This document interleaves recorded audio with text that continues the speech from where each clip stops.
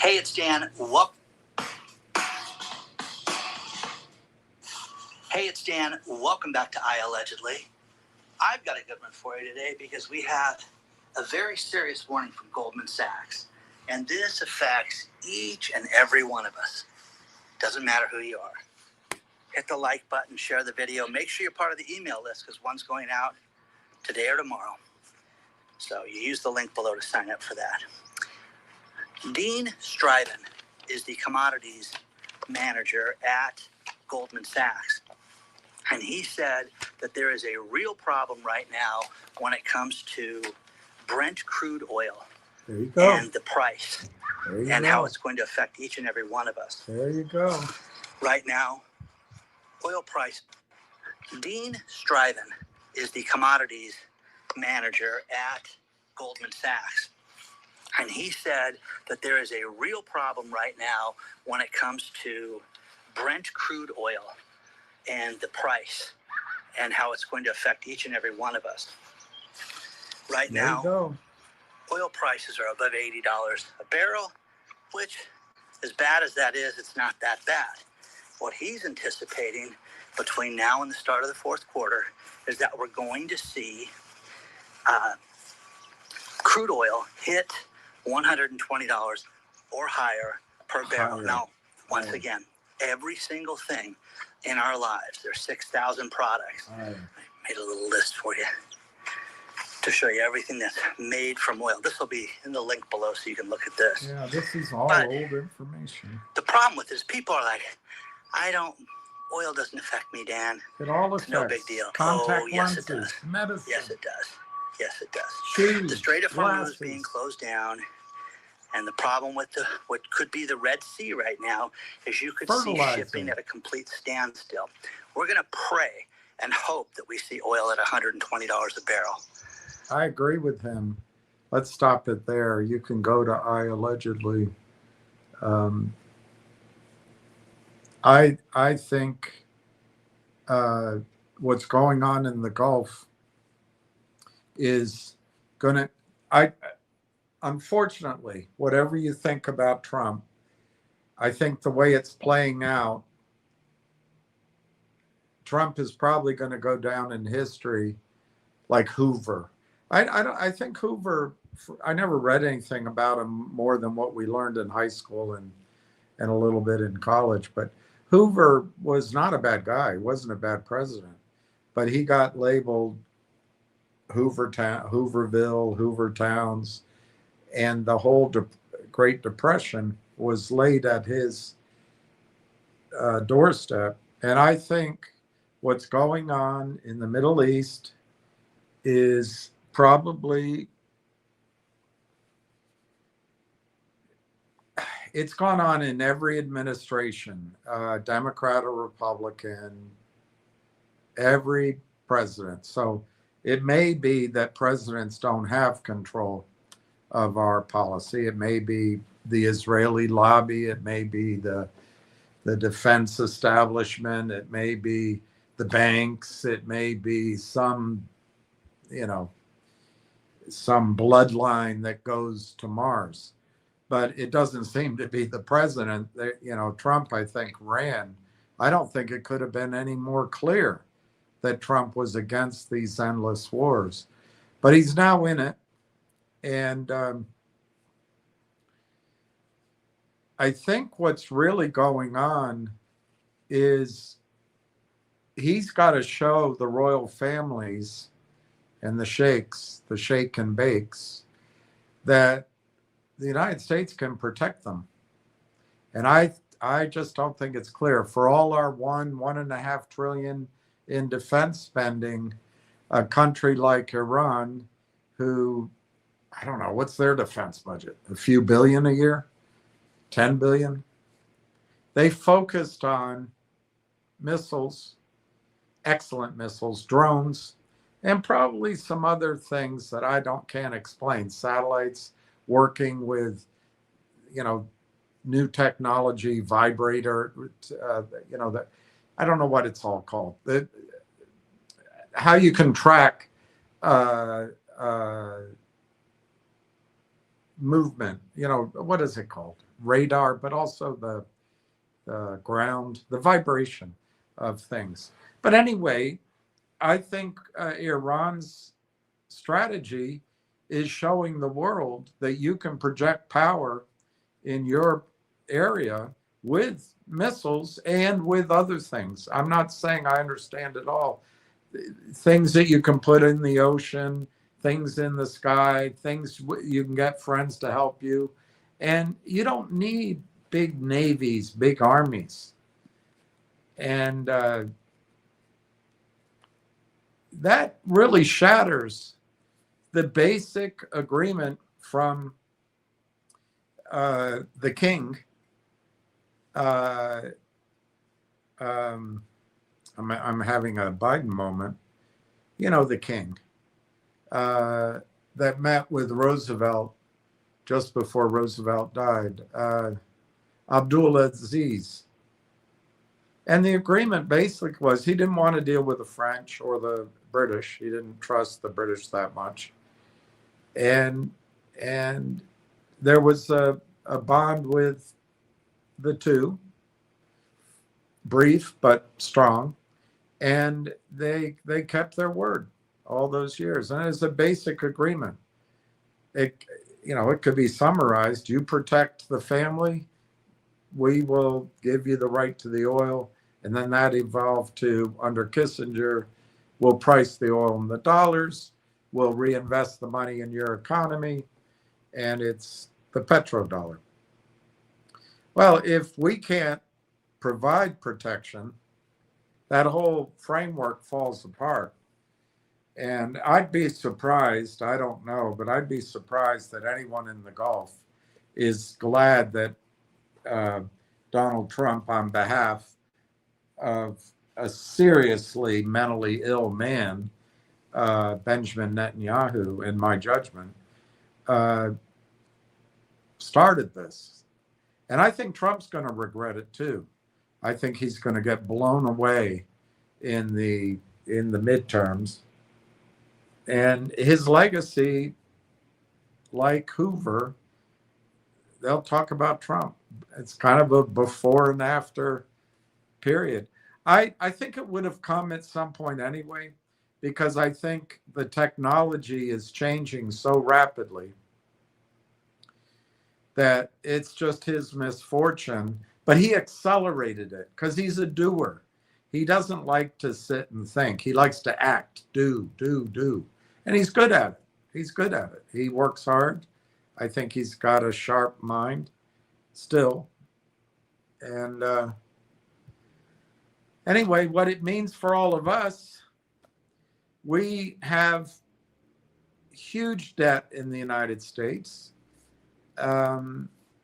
Most of the rest of the world has a lot of debt too. I would guess, I haven't looked it up, but I would guess Russia might be in a fairly decent position with debt, but I don't know. They've got their own war going on. And maybe Canada is slightly better than we are, but they don't have the defense obligations. And to be fair, we have a bloated defense. But anyway, this guy's pointing out, and it's something I've tried to point out, if the Strait of Hormuz is closed and the Red Sea is closed and we can't protect, and I've said this for a while, it's now coming out, and it's not about me being, so bloody, but it is about the ability to try to see what's happening. And that's what investing's about. You got to see around the corner if you can. And I think Goldman Sachs's target of 120, that's nothing. I think if the Middle Eastern oil can't flow and it's under threat of missile attack from Iran, and in fact, if it is blown up, like the refineries, or if the Garwar field, the magic of that field finally comes to an end because of destruction, I think 120 is, it ain't stopping there. It's going to 250, 300, 400. It, as I have told you, I don't remember if it was on a video, but I would think it was on a video, but it may have been in a presentation that I attended or face to face. I got to know Matthew Simmons, although, you know, he knew a lot of people. He probably wouldn't remember me. He might. He's in heaven now. But someone, this is what this reminds me of. He was the sort of Mick Jagger of peak oil. And if you guys don't know who Mick Jagger is, I suppose he was the Taylor Swift of peak oil. I don't know much about her other than she seems like an idiot and a narcissist. And anybody that needs to get married with the whole world watching, that marriage ain't going to last. But anyway, I've never heard a song she ever sang. I'm sure she's great. But he's very charismatic, very smart, but he talked quite honestly about peak oil, about rust was one of his things in the United States. You know, we have everything we've built, our infrastructure, we haven't replaced it. China's can make it, but we just don't, we haven't prepared for anything. And so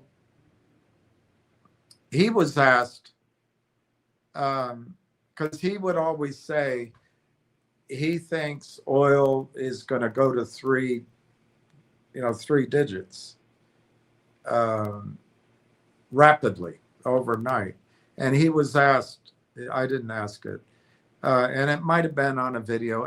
There's so long ago, and it's all this, so many efforts, it all blurs. But he was asked, when do you think oil's going to go to 150? And his answer, looking over his glasses as he would do, I didn't say 150. I said three digits, but I didn't say 150. When it goes, it could be 500, 600 or more. And that's what I think this shock could do. And it will shock. So it's important. And in that kind of world, particularly if the dollar is disengaged from the price of oil, it's going to be tough for North America. That's why I think Trump is giving the king-to-be MBS nuclear technology without restriction. It seems like. I think it's a deal. But this has been a tragic mistake, and it's been an enormous blunder by Donald Trump. And it might have happened anyway. The realization that the United States has become a bloated, overweight, ponderous, stumbling prize fighter, and a young welterweight can come knock it off its track. That might have happened eventually anyway. Technology is rapidly changing. The United States could win World War II. I'm not sure they could beat, and this is not a new opinion of mine, I'm not sure they could beat Russia in a regional war, and sure enough, have we? I'm not sure we can beat Iran in a regional war, and sure enough, have we? Its technology has changed. I think we can keep up with it. We can catch up with it. But what does it mean for us? It means that it makes it ever more important for us to get our accounts into a meaningful amount, and each of us have different targets for that. I think Railtown is the asymmetric bet. that will allow us to do that. We're not really in oil and gas. We're not really in silver. I think silver doubles or triples almost immediately once it starts to go. I think if this doesn't straighten up, and it's not going to. Trump's incentive to just make peace, he loses the image of power. He might lose some of the ability to do things he wants to do. And if for some reason he keeps the House, which I think he's going to get blown out, he wants to still have that power for the next 2 years. So to pull back, this is a thought I heard someone talk about, for him to pull back and just pull out, it has other consequences on his stature at home. So to keep going and to do it through the midterms, he's tough, and maybe things will change. But it's just such a reminder that we have to focus on making sure that our accounts are resilient. I started this 14 months ago by saying, and I can continue to say, that I think we're running out of time to play in the field of these manipulated stocks. It's a sign of financialization. Look, to be fair to CEOs, to be fair to companies, the government and Wall Street have completely stripped the North American markets, the junior markets, of price discovery. They've made it impossible for public, small, and micro cap companies to exist if they need capital. It's just, and I don't know why. I think it's a policy choice, and it will only change with a choice from on high. It doesn't mean some companies don't work. Again, we're learning, you and I, we're learning as we go through here. I've learned a couple of things.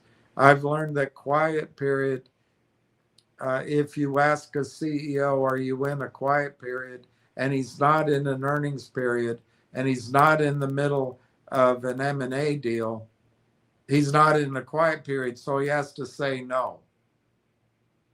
He can't elaborate, though, to one guy or girl, because if he elaborates, then he's giving he's implying material information to one subset of the investor world, and he can get in trouble. So it all gets very confusing. Blackout's a better word. Maybe he would have had a different answer. Are you in a news blackout? Who knows? I've learned that.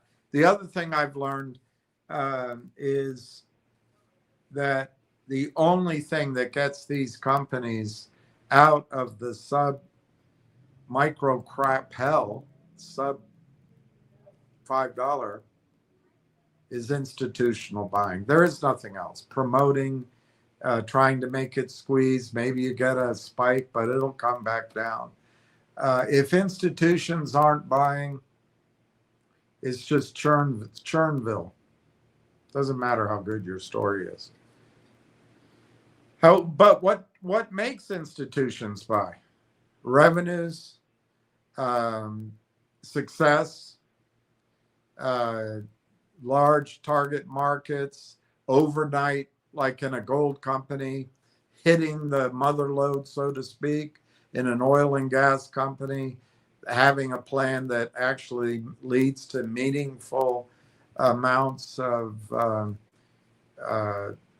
net asset value per share. If you're a biotech or some other company, and you get an approval, all of a sudden your calculation to a buyer, being able to say that your company is going to be acquired or designed to be acquired based on metrics. It doesn't matter what the share price is. What it's bought out at becomes just a calculation of whatever the metrics are in that industry. Oil and gas, it's usually cash flow, projected cash flow, but it's also mixed in with reserves. And if you suddenly have this massive increase in reserves by a discovery, well, institutions are going to buy. And that applies to gold mining companies too.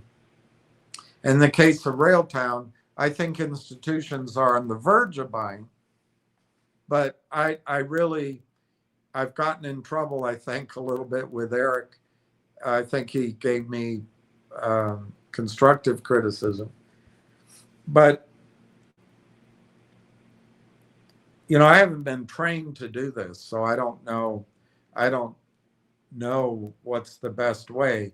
But it seemed to me the best way to describe a risk was to name it and name where I thought the threat was coming from.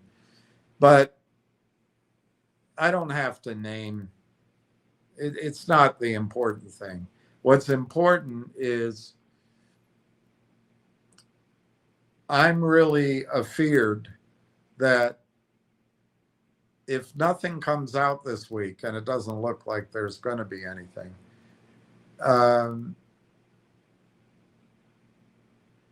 to put it simply, in Canada and with wealthy people, bankers, lawyers, good, partners, they go on vacation from July to Labor Day.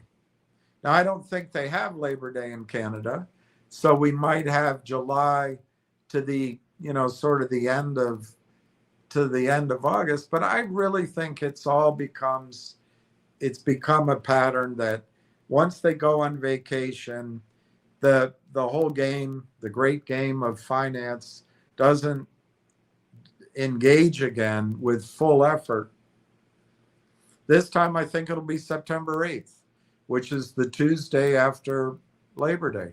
So I think there's a real risk over the next 4 or 5 weeks that trusted people, people that I would be honored to carry their jockstrap, apparently, could come out and, get you thinking about maybe you need to be here or there, or if, for example, for some reason there's a pop in the stock, maybe you get out and diversify, all those things.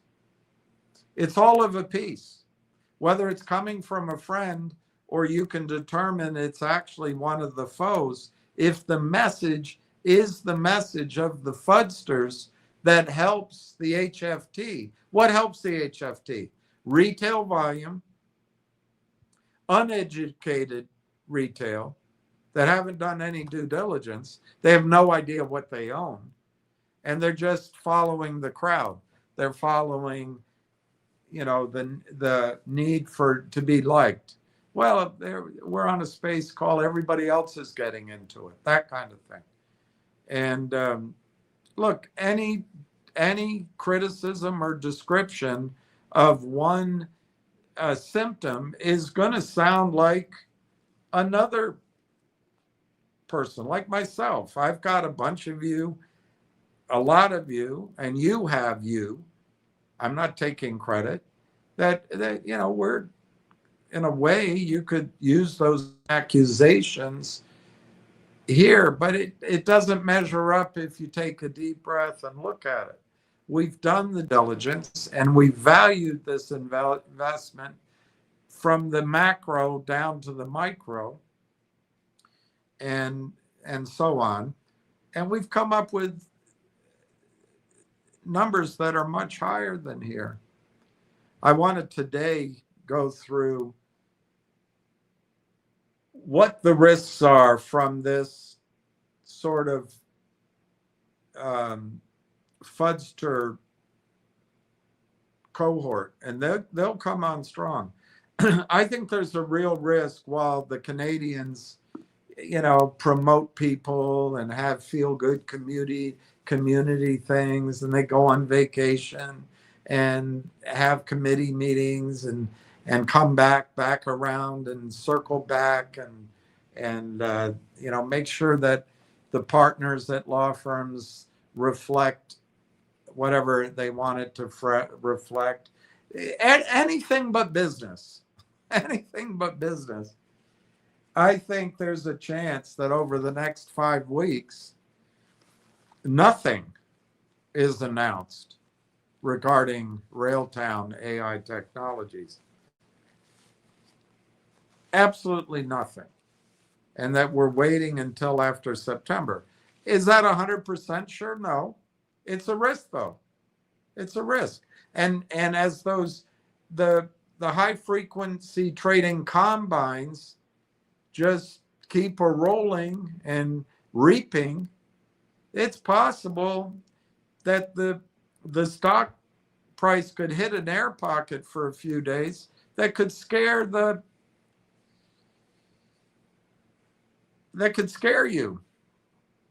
And if you're just playing with your emotions, and now these guys have attacked me, they get me responding, and anything I tell you is just going to be dismissed as, I wish William and the other guy could just get along and just talk about the companies and not react. Or, oh, that's just William because he doesn't like the other. It gets you thinking these non-relevant concepts to what is the value of Railtown and what is the value of what you own. And the psychological stress could get so massive. I hope it doesn't happen. But it's a real risk. We're now through this week for all intents and purposes. I don't expect anything else to go on. And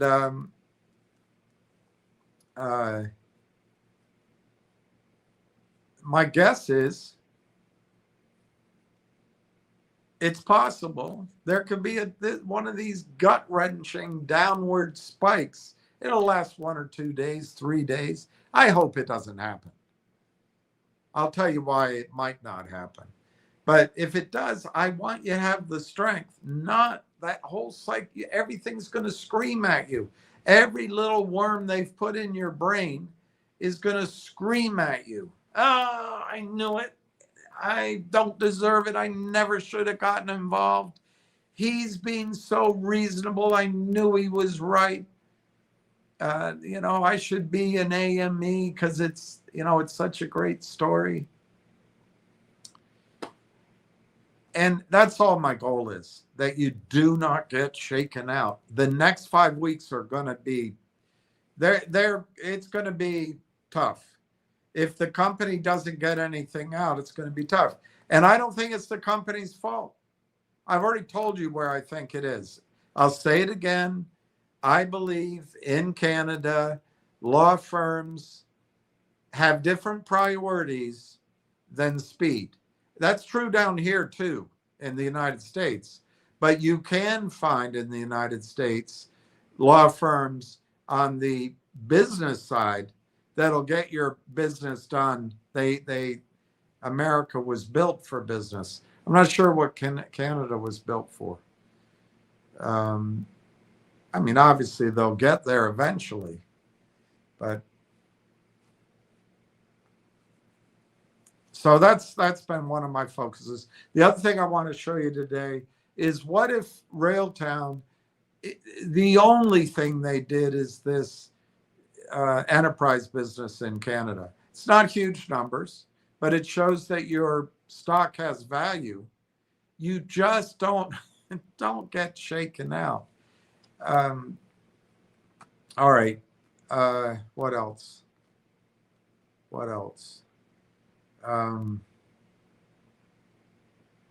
Let's quickly look at some prices. I was signed in, but I might have been signed out. No, I'm in. Railtown's in the green, but it's what a price. I cannot believe that it's 23.8. It's essentially 24 cents. It's 0.238 up 0.003, 23.5 by 23.98, 58,830 shares. It's actually behaving well.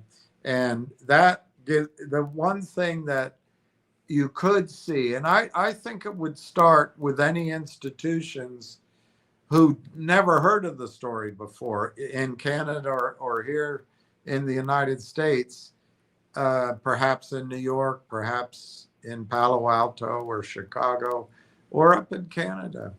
They might take advantage of August to build a position. So I wouldn't rule out that you could see us just out of the blue, the stock's up, and you go, "What the heck's happening?" And nobody knows. That's what I think at some point is going to happen with Railtown stock. So when I caution that we might have to grind through 5 weeks, on the other hand, a surprise could come at any time without an announcement, by the way. Wow, Nixie is down 0.694 at 86 cents. One of you came on, a good guy, when that was much higher. And remember, they're going to have a power center in Nevada. It's all the buzzwords. That's what most of these stocks are.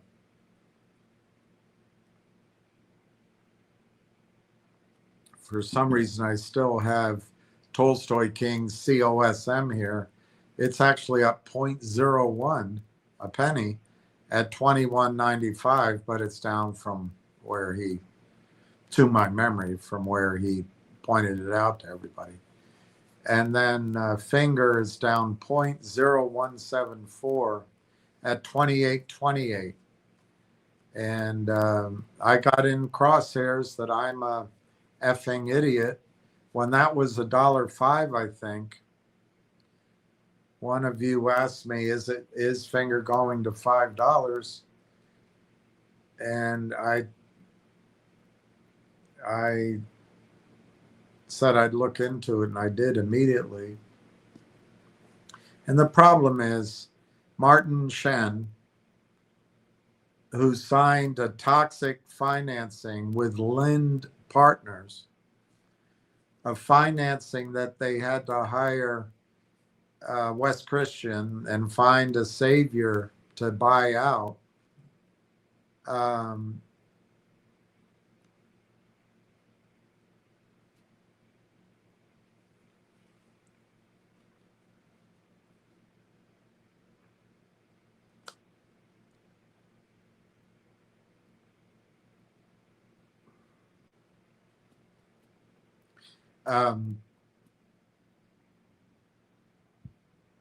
It was a big battle. So you can't argue that Martin Shen didn't know what a toxic note is. And he just signed one. And it's the end of the company.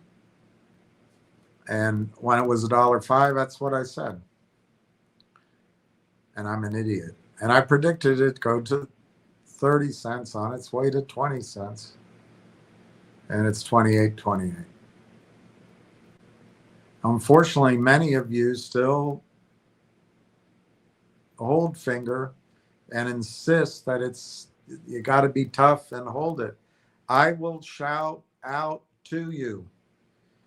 This may be your last opportunity to sell Finger Motion, establish your losses, and buy Railtown. Now it's only slightly more shares. You used to be able to sell Railtown and buy 12 shares of, sell Finger and buy 12 shares of Railtown. And maybe more. I'd have to do the arithmetic. Now, it's going to be 1 for 1. And then you'll be able to sell your Finger and buy half a share of Railtown. But, the hardest thing, and it's a confirmation of what I keep saying, it's very difficult for you, for me to win at this game. It's stacked against you, number one. Number two, you don't have the time, and you don't have the hard skin of a trader. You got to lose fortunes, at least. I lost my first, I don't know, 150, 275,000. I don't know if it went to 1 million. It might have, but I had to lose my first position. It was a savings and loan. I had all the news, all that, and the markets were better. But guess what? When the savings and loan crisis came through, George Bush's, H.W. Bush's plan, they didn't rescue the bad bank. They rescued the savings and loan that had assets, and they gave them all to the Bass brothers and other friends of them. They wiped out S&Ls with assets. And I remember one guy came and warned me. Of course, I was young, and his father worked in savings and loans, and he was right. I was right that the asset had value, but they just closed all of those S&Ls and gave the assets to the Bass brothers. It's a long time ago. And that's the kind of thing all of this is. It's just you're going to lose your money. Now, I think Railtown, two of the key advantages is they've never done a toxic financing, and they have all the money they need. They're in the process of commercializing. I wouldn't be surprised if they already have revenue. And I would further not be surprised if the guys with the deep pockets, the BlackBerry guys, if for some reason there's a gap between the cash and when the revenues start flowing, I'm sure they'd cover it. There's not going to be any toxic financing there. And I think the revenue for Railtown, when it comes in, is going to hockey stick. It's going to be compounding revenue. And so I think institutions are going to buy. And that's the way out. The only way out is institutions buying. There is no other way out. Institutions buying. And that'll happen with Railtown. I think with Total Metals, by the way, Total Metals will have a lot of buying up in Canada. But if the drilling program, which has been delayed because Canada's on fire, if it proves up, it's quite possible that institutions buy in the gold, a guy like Eric Sprott. He's all over these smaller names. Or the other thing that I've pointed out to you about Total Metals is in and around their leases is a major, and no one's quite sure who it is.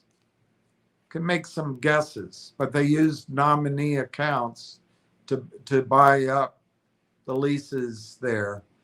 And they've come to the company. They wanted to buy the company, buy those leases. Company said no, because these are seasoned Gold Corp fellas. And they said, no, we're going to prove it up first.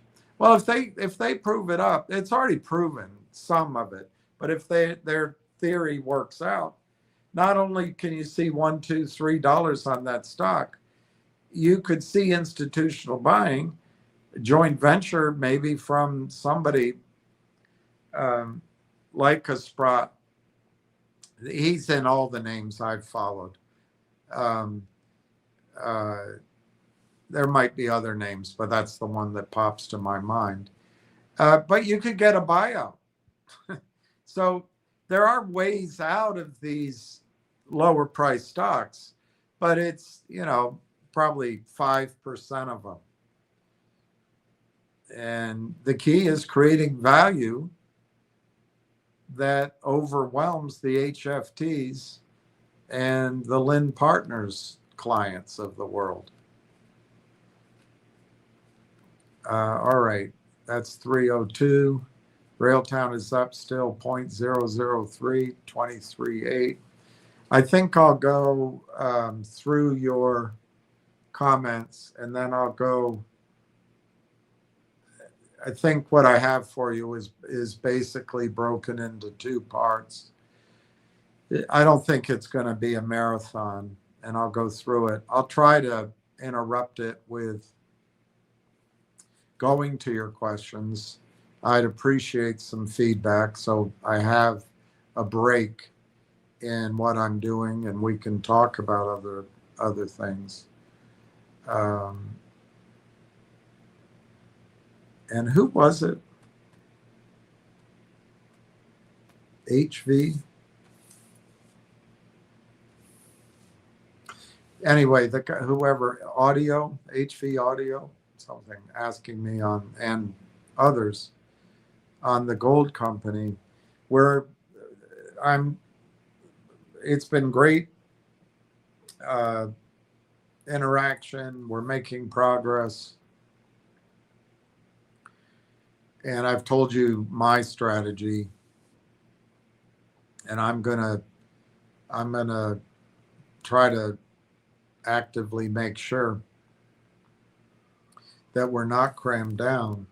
But it's such a massive thing if it works. And my sense is this group has done a lot of due diligence. And if they go forward, I'm very hopeful that we can keep them at a fair deal. I'm also hopeful that if I'm able to perform a little bit here again, third time, fourth time,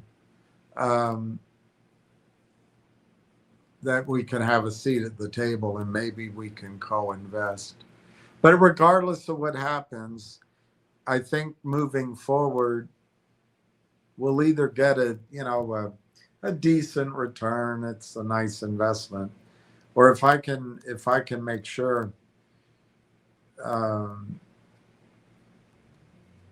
that I have a confident seat at the table and I can speak with some authority, maybe we'll have that just gigantic upside potential. I think it's really good, and we can talk about that if you have questions, but I don't want to bore everybody else. So let's go down. By the way, we're probably at 23 million, maybe 200,000, 23,200,000. I didn't add up the last couple of things, but I will.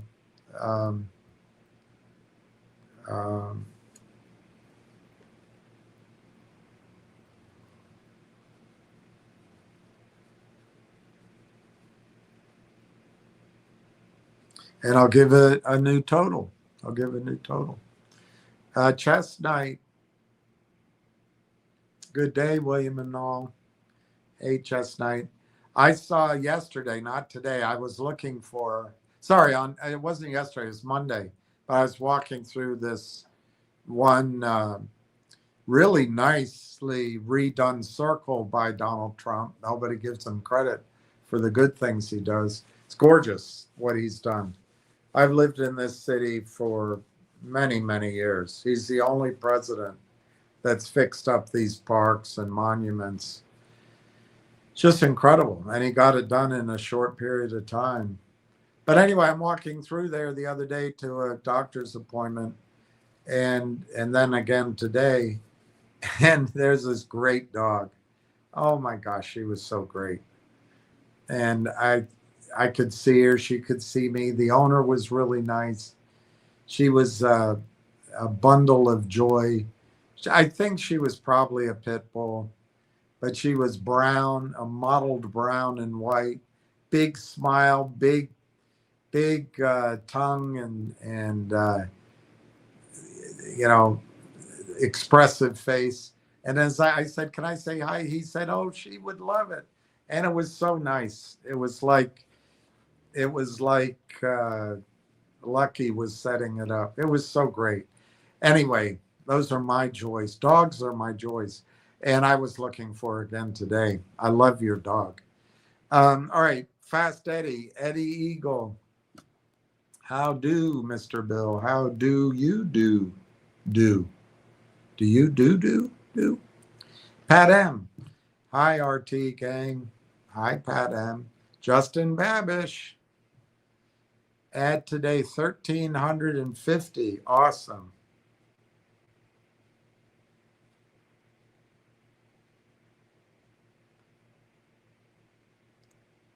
$106. 300. That is incredible.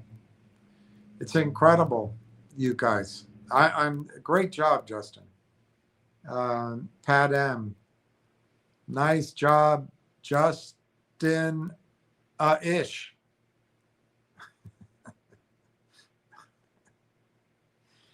Pat M says, nice job, Justin. Harbison, hello, RT crew and Mr. Bill. Oh, no, Mr. Bill, Mr. Bill. Chestnut.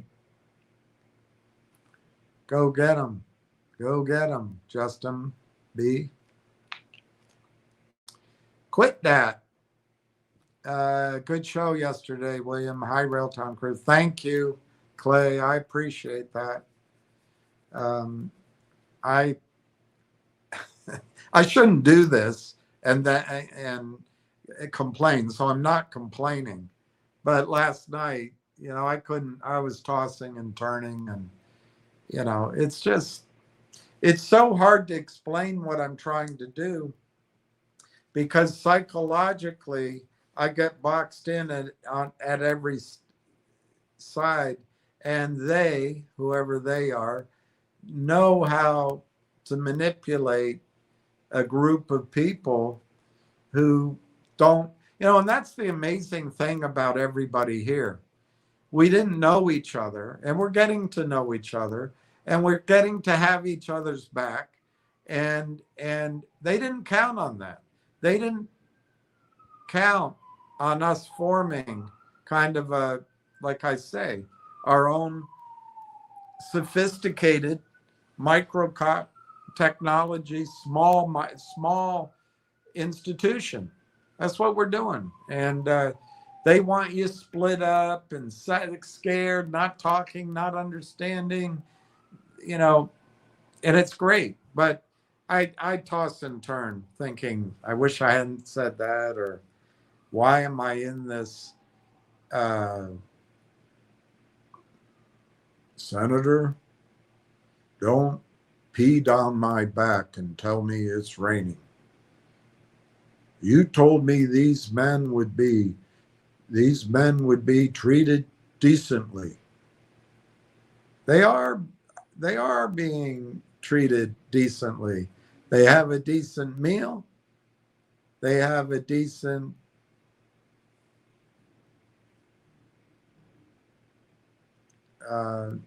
whatever he said, some other decent thing. And now they're going to be decently shot. Red legs. I never would have thought red legs. No, it wasn't Red Legs. It was the captain. What was the captain's name? I never would have thought. Hi, Uncle Bill. Hi, Steve. Account settings. Hi, account settings. How are you? Today, hi, William. Hello, all. How are you? Today is the dividend day for MMTLP. Well, that's actually a great thing to watch. There's nothing to actually see today on that, but I suppose it'll show up in our accounts at Equinity tomorrow, which is amazing because it shows you the computers can act very quickly. They hide behind that, oh, it's too complicated. It's very simple. It's very simple.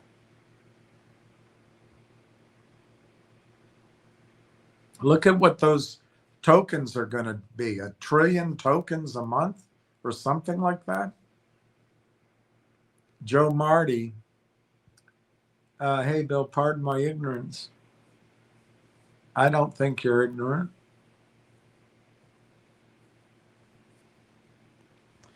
But when you say they are moving forward, how are they able to do that without the funding they needed? Or maybe a better question is, what do you mean by moving forward? You're talking about the gold company. Well, where it is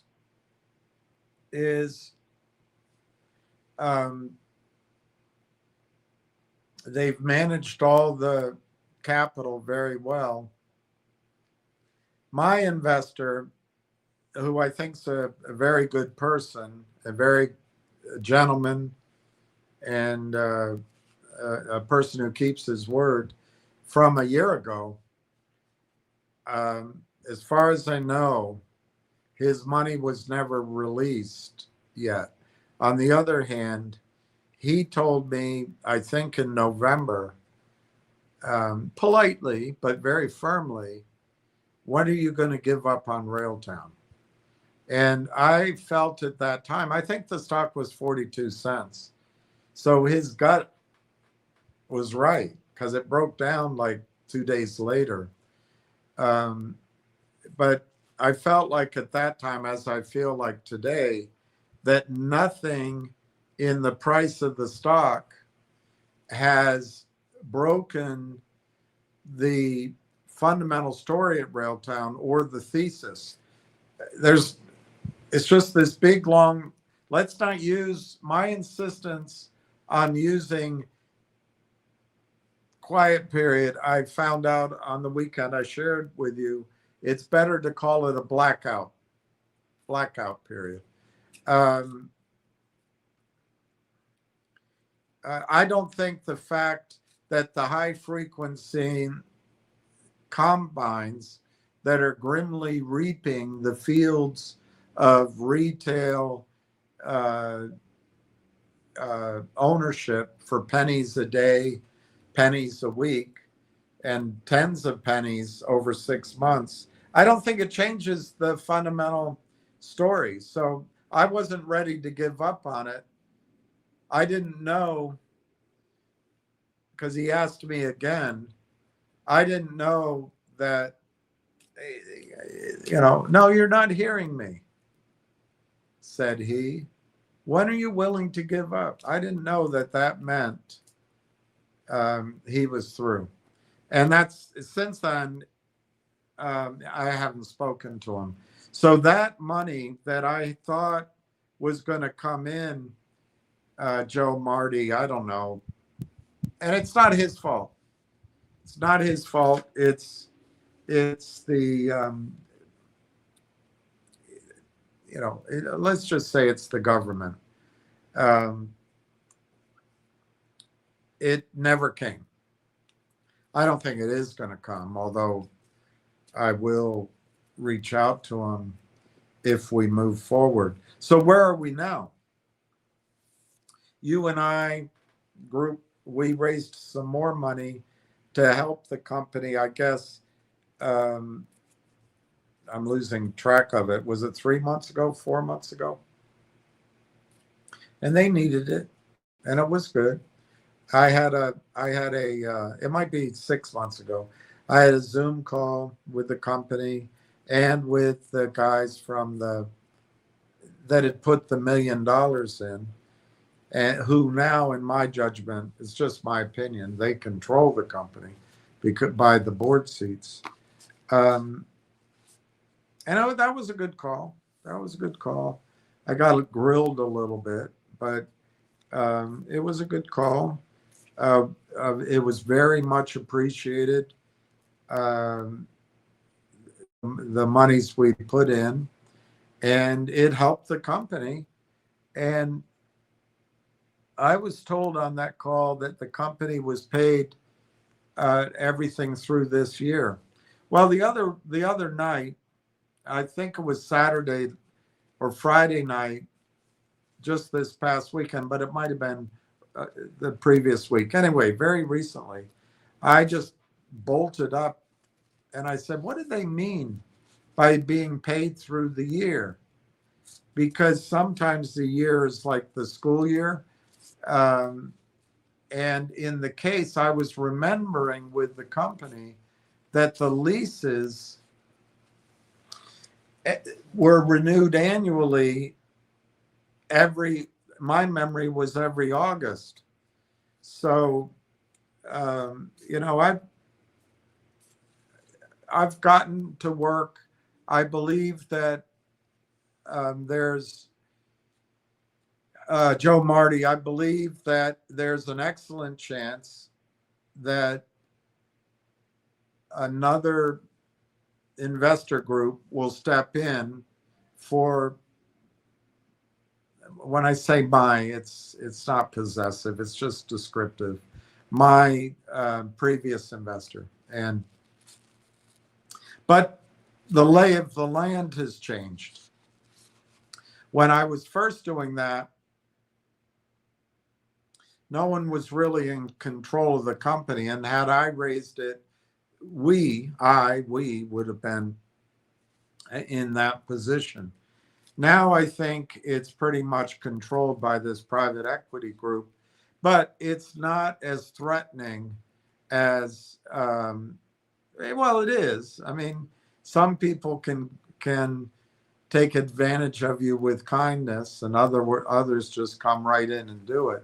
But I don't think so, because many of the principals, I don't know how many, have been, and I don't, you know, I emphasize, I don't know how it all breaks down, but they've been involved for a long time. So I'm not sure they're going to want to cram everybody down, but they might. They might. So here's what I think it is, Joe Marty, right now. And it's not ignorance. Yeah, obviously, I haven't talked about it. It's a good question you're asking. In fact, the leases do expire. That's not the exact word, but the concept is right. If we don't make a payment at the beginning of September.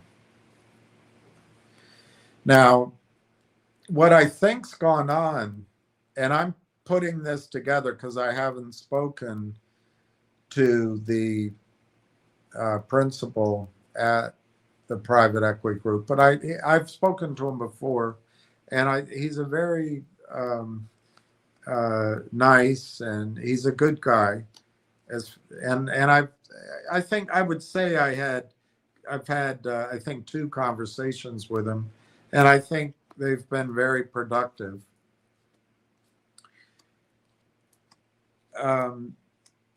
He's traveling, so he hasn't returned my call. But what I think's going to happen is, if we get to the point, if we get to the part where you're breaking my heart, how's the rest of it go?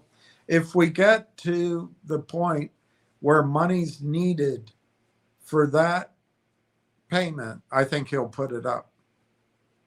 So what I think's been going on, before they put $1 million in, they did some heavy duty due diligence.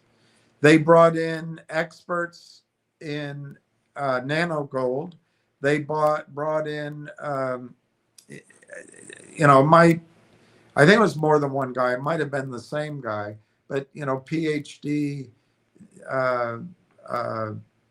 Anyway, they brought the guy or a team in to study the project and to meet with the guy that founded the company that has the process. And I think that was a 2-week effort by memory initially. And then they digested that and put up the $1 million on the terms that my guy would have come in.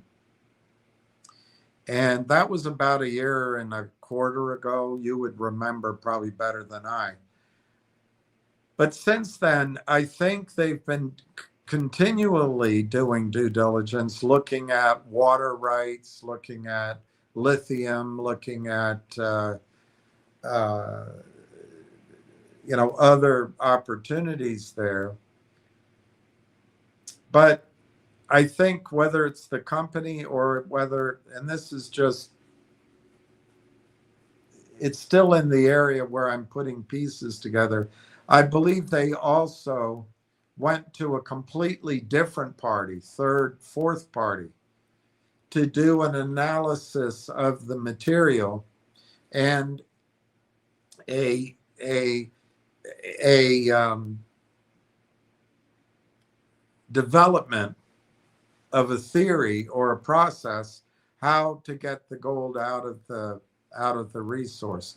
I am totally not close to that. I've never met the person or team or company doing it, so I really am a little bit out of my depth knowing exactly what happened. But apparently that has been going on. And it's my impression, and part of it's instinct, part of it's my gut screaming at me. So is it valid, or am I completely wrong? I don't know. But my everything is telling me that what's going on is that the private equity guys are going to, I mean, they got everything. They got SEC lawyers, they got finance guys, they got money, they got image. And they've put up $1 million. Well, that seems very impressive. Of course, collectively, I think we've put up 600,000. I might be wrong. That's my memory, and it's very approximate. But we don't have the image. We don't have the New York real estate. But Joe Marty, this is what I think's going on. I have no proof. But I think what's going on is they've been studying through this alternative, and because it's my strong sense based on information and belief, as that expression goes, that they're not going to let what I call the leases, it's really claims, but whatever, the leases expire. They'll fund it.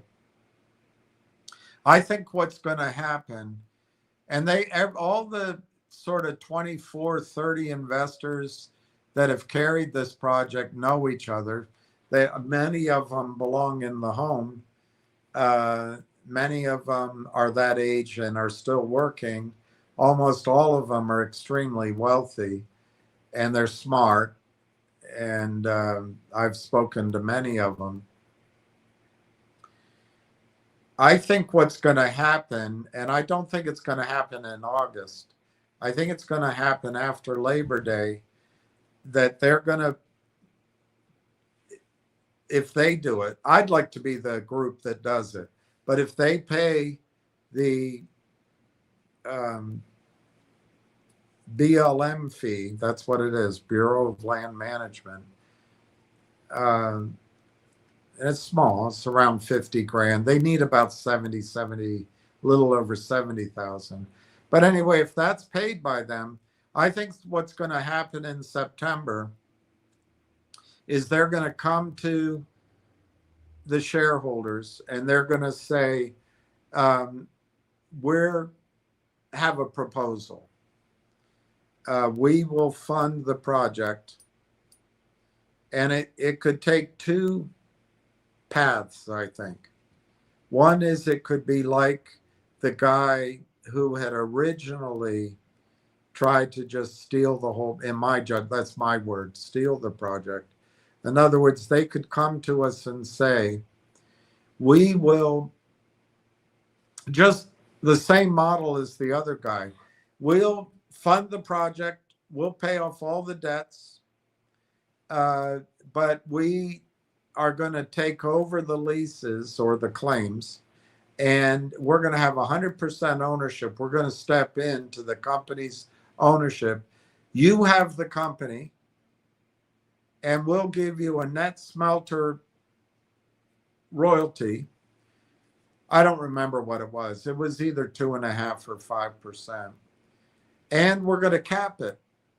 And then now they may say we're not going to cap it, but that means all of the shareholders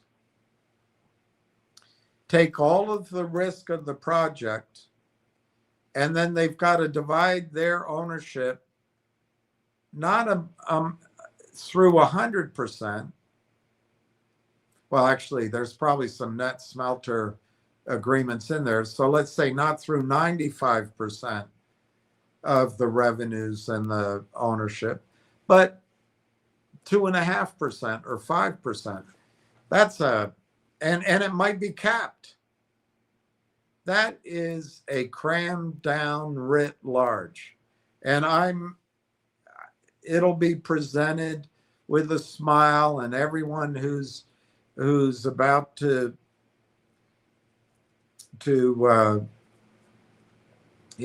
basically leave this earth, wants to wrap up their affairs, they may sign off on it. That I wouldn't like. Now, what would happen in that case? I don't think they would dare to come with the cram down, the cutoff, the cap, the way the other guy did, which was around 20 cents, 24 cents a share. I would imagine it would be higher. But anyway, maybe 50 cents, maybe $1 a share, which would be a fantastic return since we've paid 4 cents. And if it works out, it would be great. It would be over time. It would be, but we'd get nothing for up front, and we'd be taking all the risk. And once the asset transfers to them, my experience has been we can even lose that net smelter royalty. I'm not as familiar with mining contracts, but you can't write a contract big enough to protect everything. But one of the things that can happen is particularly in oil and gas, you do all this work, you put up and you have an override. And then if the company lets the lease expire and goes and releases it, you've got nothing. It's not a great, I don't like that idea. The other thing that might happen is they might say, we're going to do it through the company, but we're going to fund everything. And we're going to fund, whatever the number is. We're going to fund the initial 5 million. Now, my opinion is they'll do it in stages, and they may never actually ever have to put their own money for that much. But they'll because of their credibility, they will, and it might be a bigger number, they'll just say we're going to do it, and whatever money is called, they'll be able to perform. But they may issue themselves preferred shares and take control that way, or they may do the financing in the form of, if I were they, I would do it in the form of not all this toxic crap. I'm not talking about it, but it's the same vocabulary.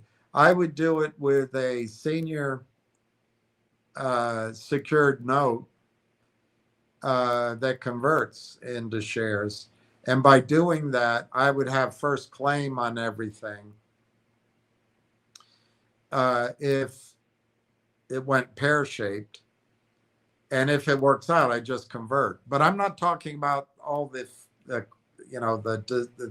disguised piracy that's out there. Just a straight, plain vanilla thing.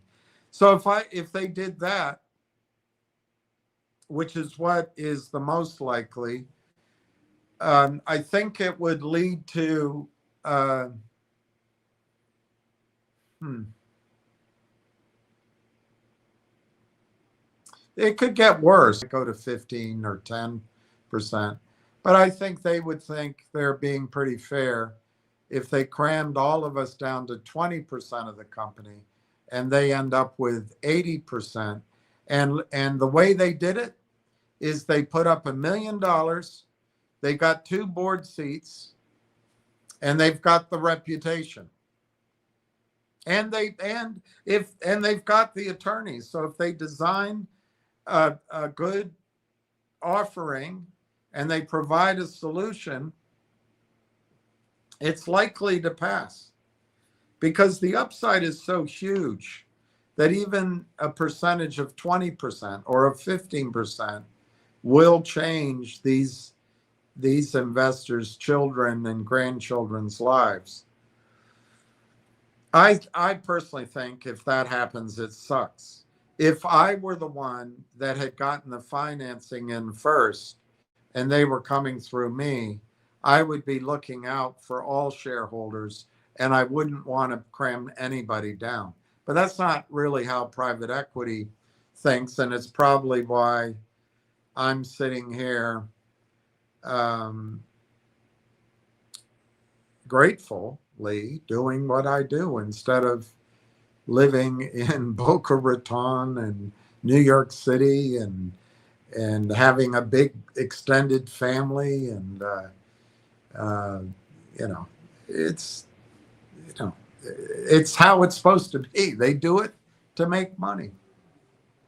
So what, Joe Marty, my feeling is and what my strategy is, and I've already suggested it, but I think all of you are tapped out.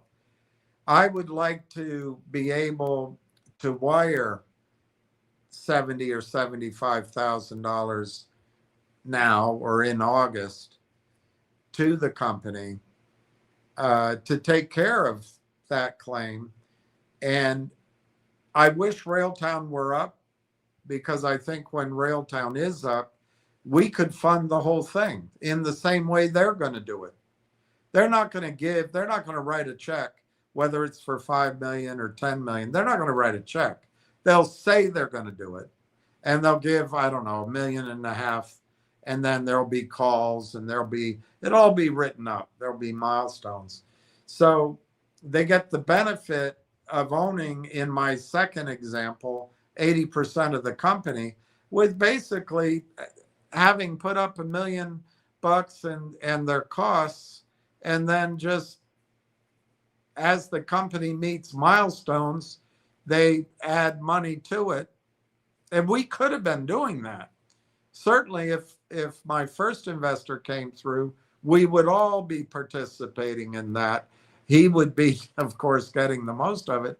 But he decided he couldn't, it wasn't his fault. But I think by now he's got his money. And I think he's decided that I'm virtually insane to be flying without a wire on Railtown or whatever the term is. And so it's you gotta bend and weave with how things go.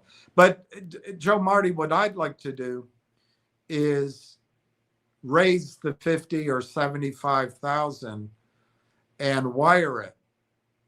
I'm not trying to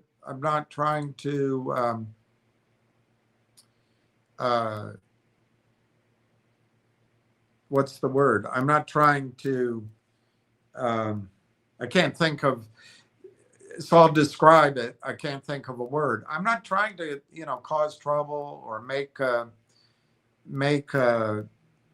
scene out of it. All I am trying to do is, because the company is actually just one guy and his executive secretary, I want to be able to show to these 20 or 30 investors, hey, and I'm saying myself, but it's you, and I would make it clear, my investors and I we've stepped up and performed 2 or 3 times. Yes, my first guy makes it look like I have egg on my face and you can't trust anything I say, but it wasn't his fault and it wasn't my fault. Very bureaucratic. But I want to show you, I want you to know that this time we also stepped up. What's my goal, Joe Marty? 2 things, maybe 3, really. But I'm not going to tell you the third because that is a little bit more of a strategy. But two reasons. One, I would like to be able, if there's if they come in with a financing that looks like the 2 things I just described, I'd like to come in with alternative financing and a similar proposal that doesn't screw all the shareholders. But I'd like to show that I actually have some strength. And when I say it's not about me, it's all of you too. I want to show that I have some credibility and strength. I've got to recover from a year and a half of not being able to perform on, through no fault of his own, my first investor's assurances and then my assurances, number one. But number two, I want to show that, hey, if you come my way, we can step up with capital. So I want to be able to provide an alternative, if let's call it, they would call it a plan in a court system, but I want to come up with an alternative offer. And I want them to listen to me. I want a seat at the table. I want them to take it seriously. So Joe Marty, I would love to raise 50 to 75 grand from our group this week, next week, by the middle of August, and send it to the company. That's the first reason. My other reason, and it's the same, is if I can do that, we could do that, I would like to go to the private equity group now. The one dynamic, Joe Marty, is if this guy comes in, he knows, and his reputation will work wonders with the rest of the group who have laid fallow now for 2 or 3 years, and they haven't stepped up. But as soon as he comes with a proposal and it crystallizes around yet a 4th party process confirming it, and they're ready to go, and they're going to fund it all the way through the pilot plant and then into production, these other guys are all of a sudden their checkbooks are going to come out and it's going to be fully funded. So what I'd like to do, my second thing I'd like to do, Joe Marty, is because, hey, look, we're sincere. We just stepped up. It's not a lot of money, but we just stepped up. We would like to co-invest with you, this private equity group, whatever the deal is. We'd like to invest alongside of you, preferably for half, but whatever I can negotiate. And that's why I need power. I'd like to get half or more, but they might not give me that much. But whatever I can negotiate, the money's not going to, I guarantee you, the money's not going to need to be all up front, because they will have whatever they propose to do, it'll be in stages. These are attorneys. They know how to write the contracts. So those are my 2 reasons for trying to raise funding now. What does it mean for your investment, Joe Marty, and why I think it's going to go forward? I think they did a lot of due diligence before they put up $1 million about 1.25 years ago. I think they've since done a bunch of due diligence, including hiring a completely different gold, whatever you want to call it, metallurgist company slash, uh, uh, I guess, engineering. And they're far better off today than they were a year ago. I can't confirm this because I don't have the privilege to hear about it. That's why I'd like to get to the table. But I think they're a very careful group. By the indications on information and belief that they are going to move forward, that implies that that process proved up, so to speak. And it's enough there to move forward. So what does it mean? I think three things. One, I think the project is going to be financed and seen through at least the pilot plant, but probably further on. So I think in one scenario, we end up with probably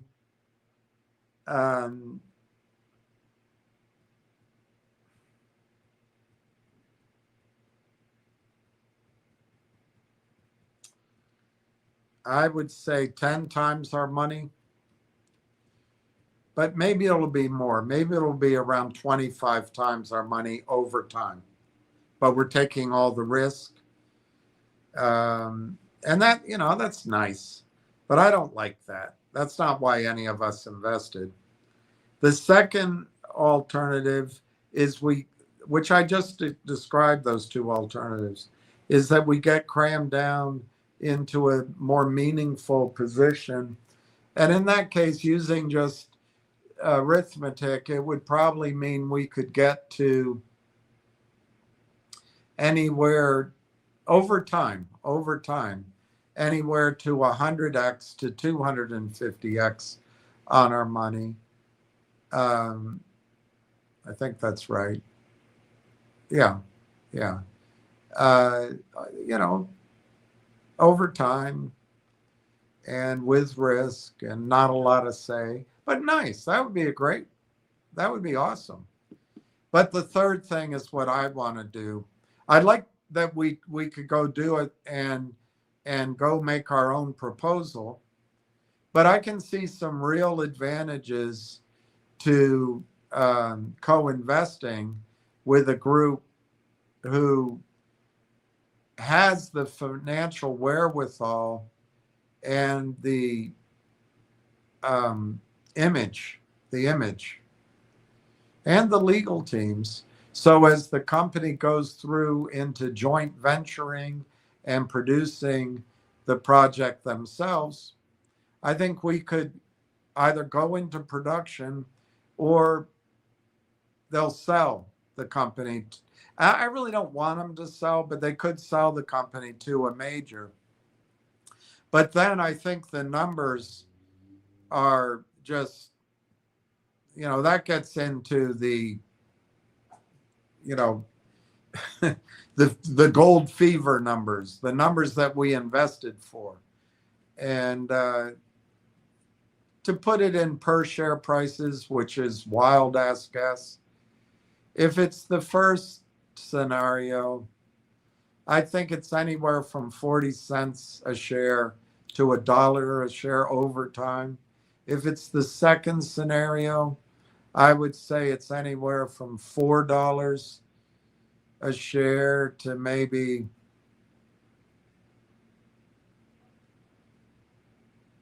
$10 a share or more over time. I think if it's the third way, which is if we can co-invest or break the third way into two parts, or it's our plan, we're the ones doing it. I think we can get full advantage of our ownership. And I think the share price could be, and if the boo birds are listening, they're going to ridicule me, but it's based on what could be there. in the resource, it'd be $400 or $800 or $1,000 a share over time, and it could be over a decade or 15 years. I'd rather to move us into that category. So if I had the money, if I had my house, I'd do it against a home equity line. I'm just out of resources, and I know we're all quite frustrated with Railtown right now, and I think we're going to experience a whole August frustration. So it might be a tall task, Joe Marty, to ask any of us collectively to come up with 50 grand or 75 grand. The good news is if we don't, I don't think our investment is going to zero. I think it's moving forward based on the due diligence those guys have done and the money they have. And I think they're going to spark these investors who originally put in something like 40 or 50 million dollars. They can all write checks. I think it's going to happen. It's just, is it going to be one of those 3 or 4 scenarios?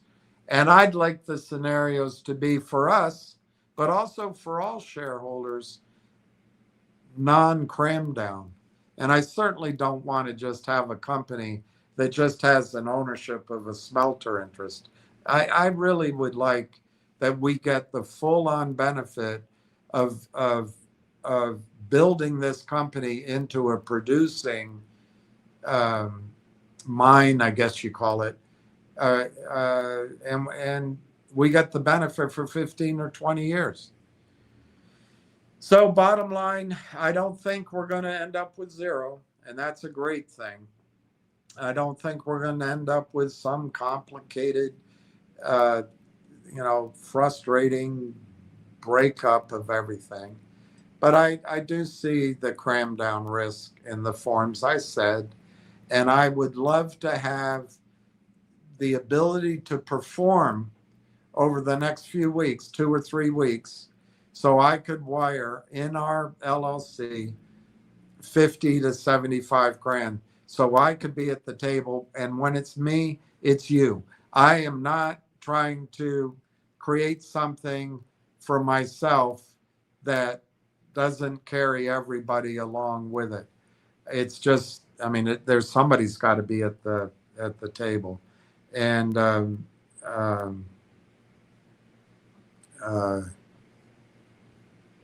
I think I answered your question. What do I mean moving forward? I think that the company is going to go into the commercialization of the project via a pilot plant. And I'm guessing here, but starting in after Labor Day. I think it's going to happen. And the question is how we participate. It's moving forward. And are we going to be, hitchhikers? Are we going to be in first class, or are we going to be part of the locomotive?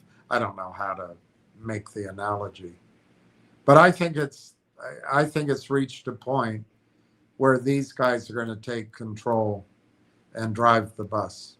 Anyway, that's a long answer. I'm glad to talk to you offline about it. But the tough thing is, if Railtown were a buck right now, it'd be a lot easier to raise that money. But I got to say, Joe Marty, the upside on this project that you're in, this gold project, I won't say it dwarfs Railtown, but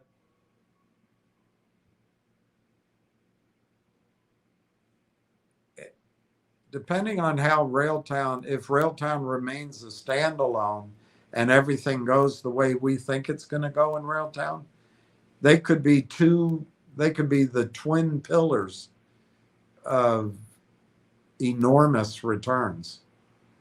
So anyway, that's my answer. Let me just quickly give prices and I'll keep going. Railtown is 23.3. Nixie is 88. This COSM will drop down. It's 21.61. And Finger is 28.42. And let me keep going. Justin Babish. I try to tell anyone who I have a captive audience about Railtown.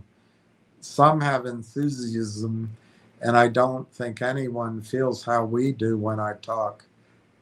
And I get a lot of good lucks. Yeah, it's the thing is, you've got to, number one, Railtown on the surface, Justin, hits all of the check marks of one of these manipulated stocks. And you've got to understand that when institutions go screening it, go do it right now yourself. Go to the over-the-counter markets, or go to Yahoo, or go to the CSE exchange and look at or go to one of the graphing companies. Look at the description of Railtown that the automatic computers are screening. It's just a developer's tool, which is good, but there's 5, 6, 7,000 of those companies. For some reason, the company hasn't changed the description. It may not be up to them, or maybe because of a news blackout, they're not allowed to. I don't know. I'm not a securities lawyer. But when that description changes, Justin, a lot of those people that are telling you good lucks, they're going to say, they're going to call you, what's this about that story? And they'll be paying a higher price. Secondly, the company, Justin, and I have to express my own frustration. You saw it a couple of weeks ago. I think a lot of the explanations of why this is taking so long just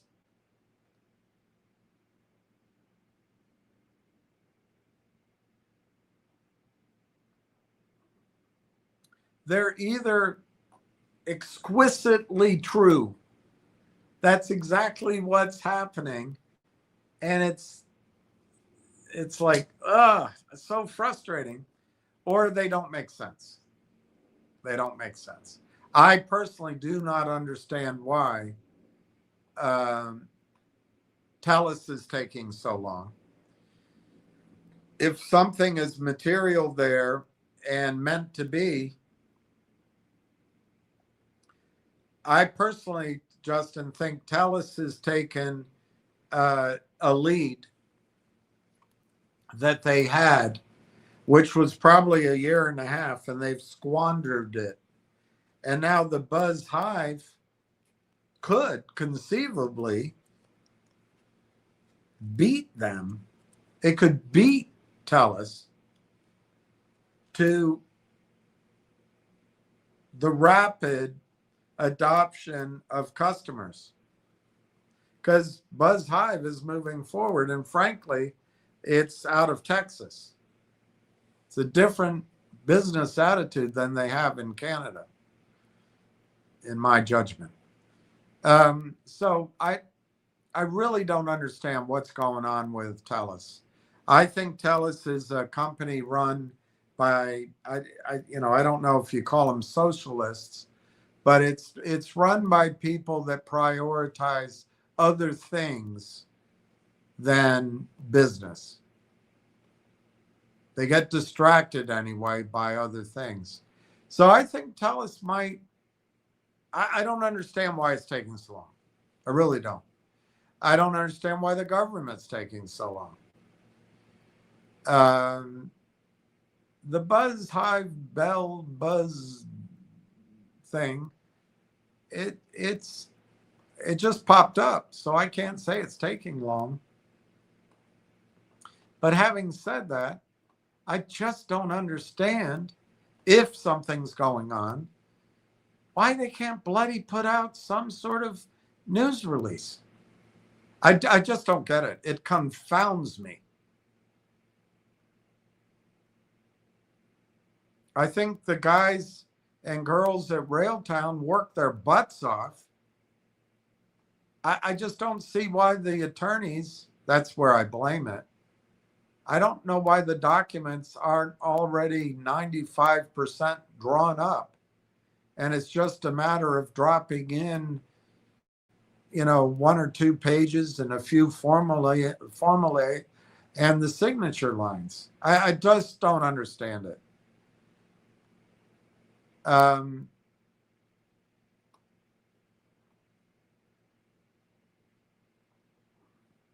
what I do understand, Justin, is that the last two announcements Railtown made, I think, is a thawing. Let's call it the blackout period. It's a thawing of the blackout period. And I think the last announcement had a lot of good stuff in it, terrific stuff in it. But I also know, as we all know, that the grim reaping continues. They don't read the news story. They just continue to reap. They want you to think it's bad news. Institutional buying hasn't come in, and there is material non-public information in my judgment. I haven't been told that by Corey or anybody like that, but it's pretty self-evident what's happened over the last year and a half. But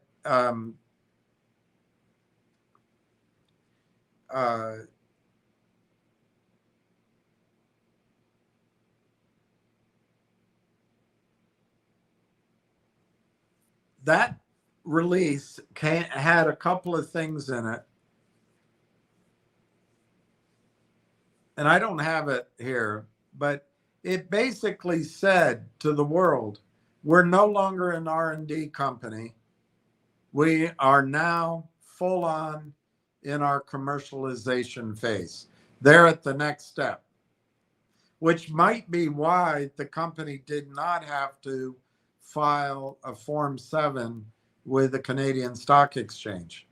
But because the high frequency traders just crush enthusiasm, there's nothing visible for people to see. Every human being you tell a stock story is going to go look at the stock price, and they're all lazy. They've all been indoctrinated over the last 20 or 30 years that everything you need to know about a company is in the stock price. That is simply not true in stocks under $5. It is simply not true. This is a mispriced stock, but they don't have any other evidence. If they Google it, the Google's going to come back that it's just a DevOps app for finding bugs and fixing bugs. And if you have a problem, call Terminix. It's just very frustrating. But it was a good news announcement because it told you it's no longer R&D. We're hitting the road jack. We're out there. We're going to go generate revenues. That's a great news. Unfortunately, the stock price didn't confirm it because just write it down, put it down on a stickum and put it on your mirror. The only thing that makes these stocks go up is institutional buying. And remember, regardless of the battle over whether it's quiet period or blackout or your mama period, the fact is all of the institutions, the insiders, the wealthy people, the big funds up in Canada who know what's going on with Railtown can't buy. So what does it leave? It leaves institutions, maybe in New York or Palo Alto, they have to learn the story. And I would submit to you that because there's two news stories that just came out, that thaw is here. I don't know why the holdup. Is it Railtown? I don't think so. I don't think it's Railtown. Is it the lawyers? Yes, I think it's the attorneys. Is it the regulators? Could be. Is it TELUS? Almost certainly it's TELUS.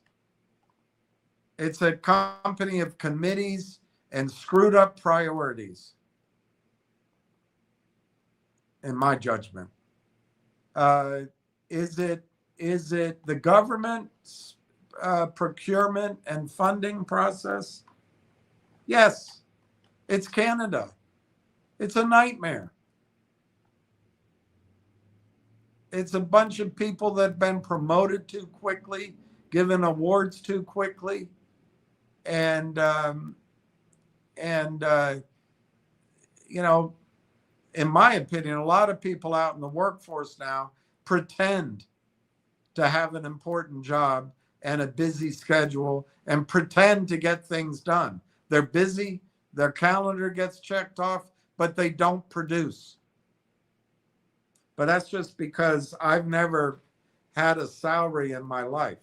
I've always had to produce, always.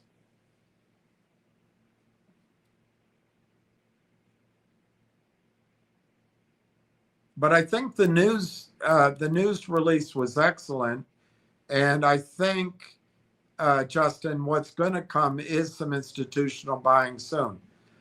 What I'm worried about is that Railtown is going to have a tough time getting institutions or any buying while everyone's on vacation. I think it's almost guaranteed that up in Canada, the regulators, the funds, and the attorneys will be on vacation. I do not think Railtown will be on vacation. And I think because Corey signed up WSI and they announced it here at the beginning of this month, I think when you map it out, it aligns perfectly that, like popcorn, it's possible anyway, starting September, October, November, December, Railtown could have a whole series of tie-ups to announce with enterprises in Canada. And why is that important? Because that gets the rail tracks out there, it gets developers using it, and if Railtown can claim Canada, which is not a huge market, but if they can claim it, it is in the G20. I think it's in the G12, but it might be G20. But it's, you know, what they used to call first world. I would say there's a lot of parts of the world that are like China that are ahead of us, but it's going to give credibility in Europe, in the Middle East, in Korea, in United States, South America, and they can take that same model elsewhere. And this WSI is a global firm, I think, on the scale of a McKinsey. It's the real deal. So anyway, I understand why people are saying good luck, but they'll remember you when it starts to go. They'll remember you. They just don't understand what it is. And you've got to forgive them because all of us didn't understand it. Me, I'll talk about me. First time I heard it, oh, that sounds great. Yeah, I'll get back to you. I'll read it. And then I got on a call and heard about Nixie. You know, we're all like that. We got a lot of ideas we have to process. But Railtown, I think, is the single best asymmetric bet out there. If you would know how to play, I think silver's a good one too. I think if you know how to play oil, that's a good one. But I think Railtown's the single one. Ward would tell you there's some other stocks in this space, and I think if AI catches its bid, there are other companies that are going to make money. But there's a lot of companies you can't buy. This is the one we've researched. This is the one we know. This is the one with the wind against their back. This is the one fully funded. This is the one without debt. This is the one that doesn't need toxic financing. This is the one that has gone commercial. And this is the one that has several revenue paths. And I count up at least 5. So don't get discouraged if they say good luck. You tell them good luck. But thanks, Justin. Thanks for pointing it out to people. Justin Baber, some seem to really take interest. If we don't take opportunity 5 years from now, won't be different for our lives. Do take opportunity and change our future. Yes, Justin. The key is here, like yesterday, I showed you how the computer comes up with these big numbers that I've been ridiculed for by a certain person.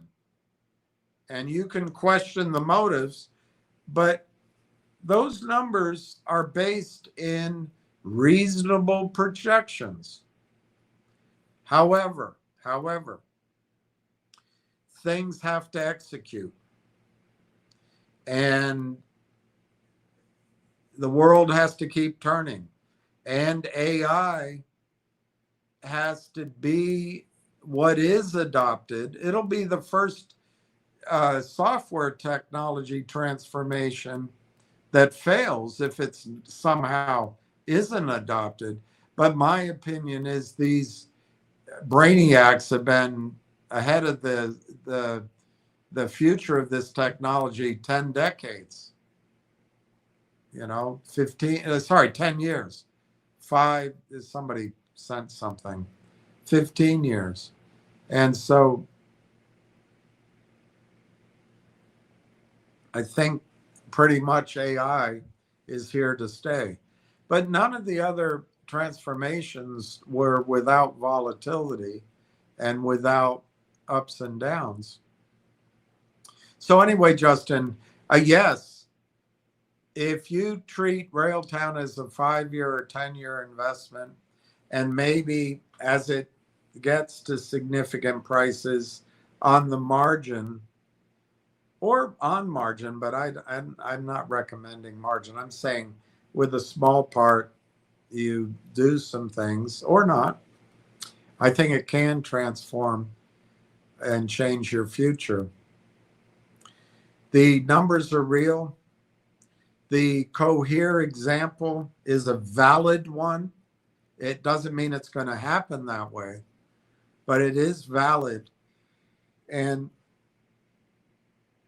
the software industry is the single largest software industry in the world. And to take 40 years, 50 years, 60 years, or if you go back to Turing, almost 90 years, to take all of the software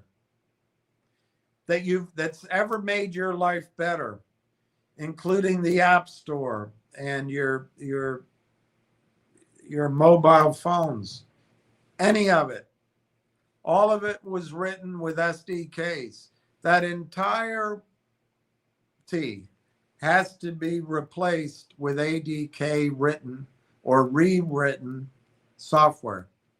An ADK roughly means AI development kit, but it also sometimes means AI software development kit. Sometimes you see it as AI agentic development kit. They keep changing all the names. But ADK, that market, Justin, is literally trillions of dollars in spending a year going forward. Now that covers everything. It is just unbelievably massive. It's an arms race, it's defense spending, it's robotics, it's war, it's drones, it's going to be health. And it may take 5-10 years for it fully to all work. And there'll be backs and forthing along the way. But it's just huge. And Railtown doesn't have to get but a tiny sliver of that to change your future. And what I'm afraid of, Justin, over the rest of July and August, unless an institution starts buying, which could happen, by the way, in New York or somewhere, or maybe in Canada, It has to be an institution that is released from its um, obligations or wasn't tied down in the first place, but it's possible at any time. It would help to get news releases, but I tell you, news by itself is not going to make the stock go up. There might be a spurt of stock movement, but then the combines are going to go down the row reaping steadily without quitting, and they'll drive it back down. It's just news all by itself isn't ever going to do anything. Only institutional buying. And it's going to come. It's going to come. And you're absolutely right. You got to ride it out. I personally think AI is better than the competition. Railtown is better than the competition, and it's going to have a wide adoption. And even in a correction for data centers, paradoxically, it's going to thrive. But it's not the only one. There'll be other orchestration layer, but it's just so big. So yes, it doesn't mean it's not going to be volatile. And the trick is, and I'll be made fun of it, I've already been made fun of by one certain guy and his following for suggesting to you that if you try to day trade Railtown, you may not be able to get back into it. I've been made fun of for saying it's a one decision stock, maybe, and that it might get bought out and you don't even have to make a sell decision. But hey, you can judge whether making fun of me and ridiculing me is because they have your best interests at heart, or if they're part of the combine reaping machine. I don't know. I don't want to judge. I'm not going to judge anybody. I'm just going to say that message is part of it. And I'm worried over the next 5 weeks that people get shaken out. But I think for people to look at you and say good luck, Railtown at closing 23 cents, 0.233. My gosh, what's their risk? Literally 23 cents.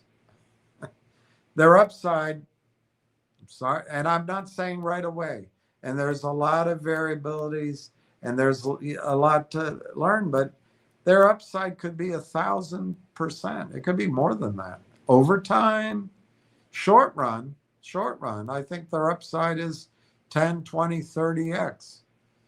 And it could easily be 100x.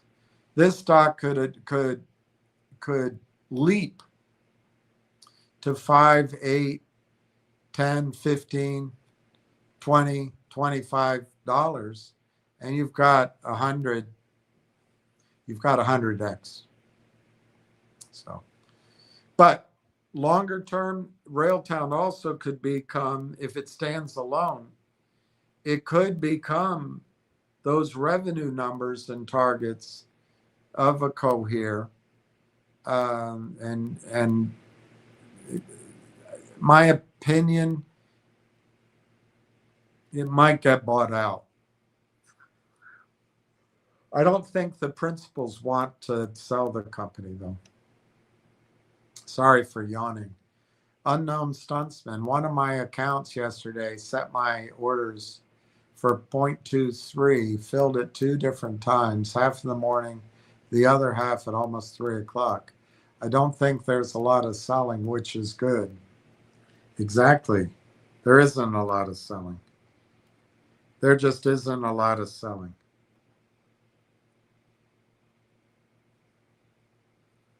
There's no real selling. I think you're saying that you bought 3,000 shares, Steve.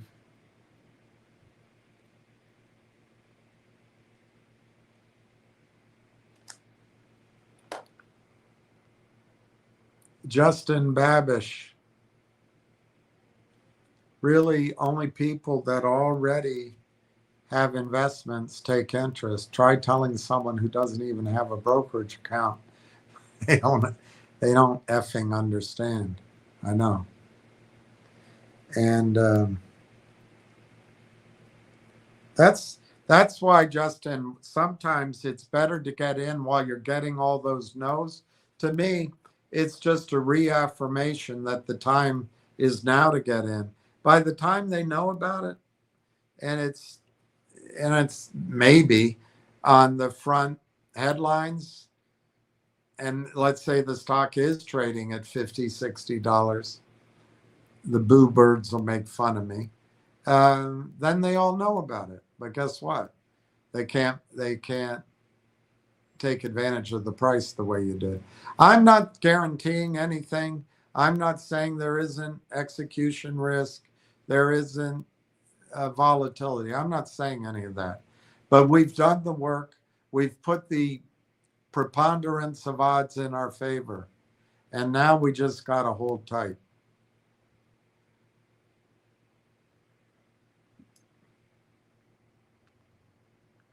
David Hensley had finger in SoFi.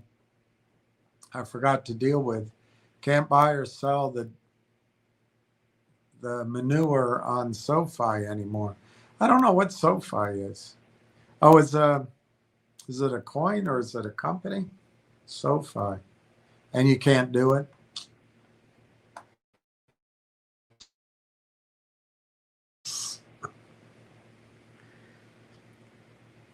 I can't stand it. They set it up to take our money.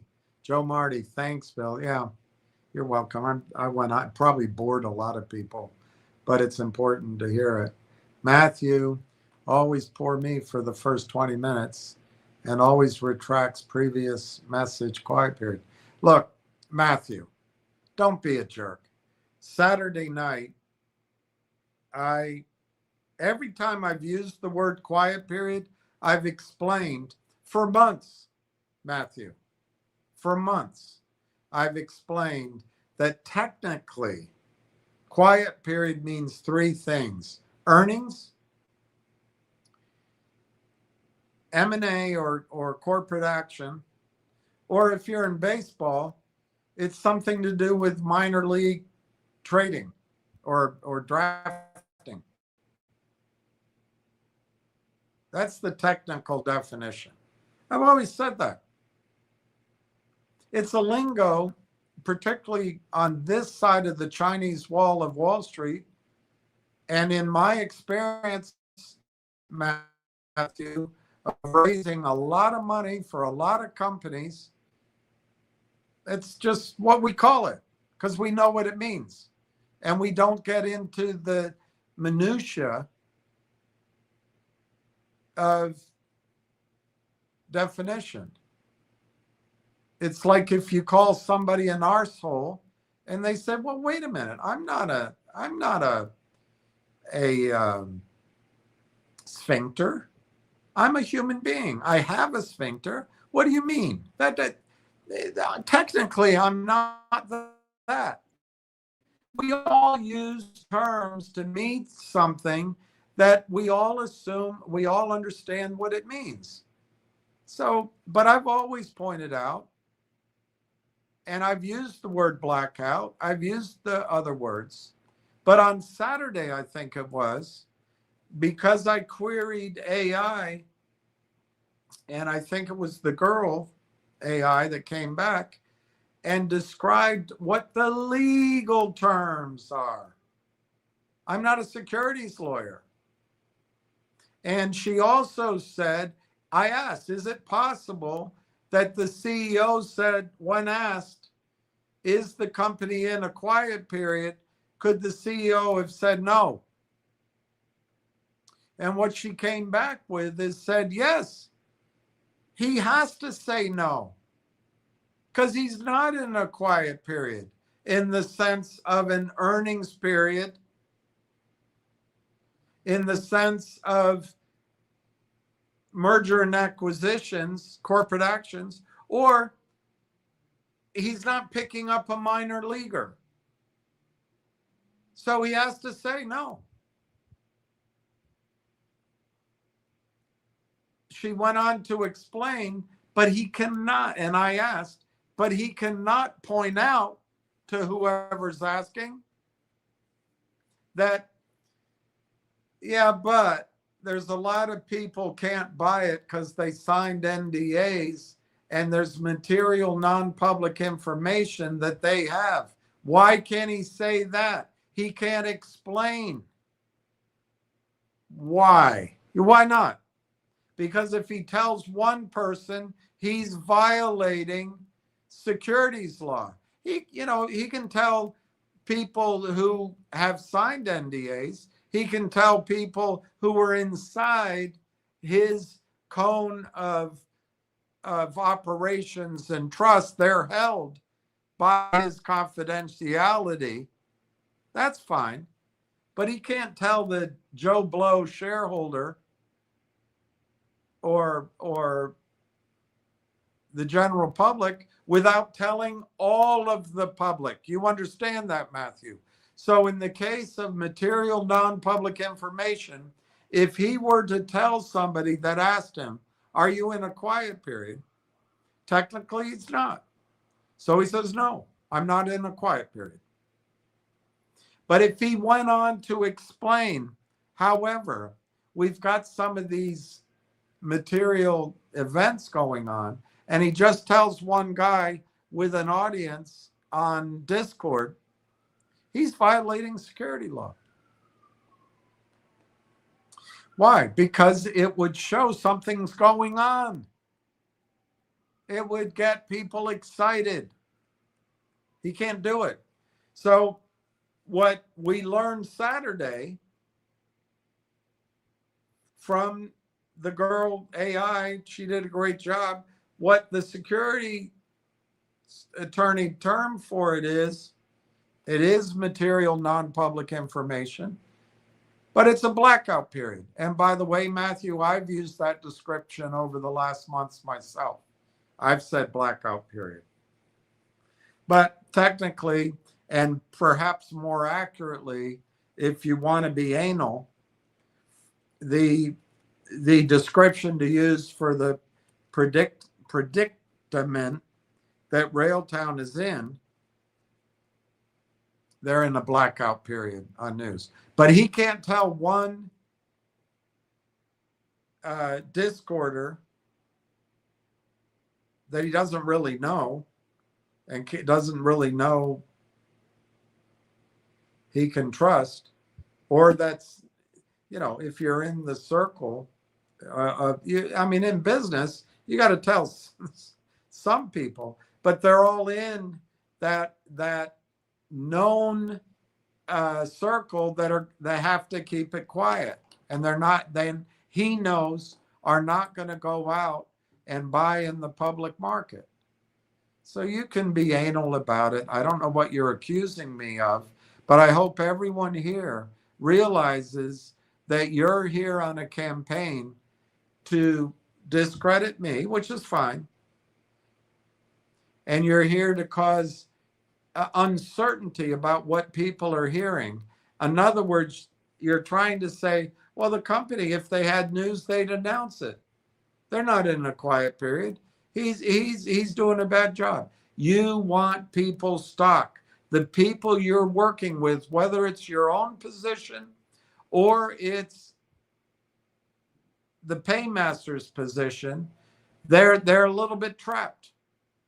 There is no float available. All of the shares I would submit to you of Railtown are in strong hands. And instead of Justin's people saying good luck, I'm going to say to you, good luck. But thanks for the question, Matthew. Neil Gondik, hi everyone. Railtown about 77,000 on the CSE today, and the 33 cents seems to last all day. Anonymous seems to be the seller each day and every day. That's just the Grim Reaper. All we got to do is hang in there.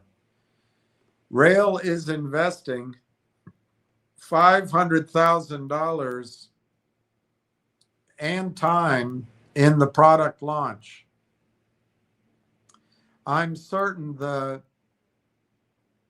board, BOD, the board of directors have a plan and are working it now. Absolutely. Absolutely.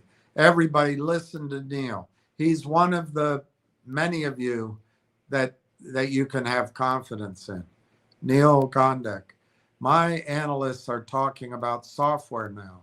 I believe this is the next growth sector with AI. Agree, Bill, with trillions in CapEx. That's the amazing thing. CapEx is capital expenditure every year, budgeted. Trillions globally in CapEx. It's incredible. Neil Gondek.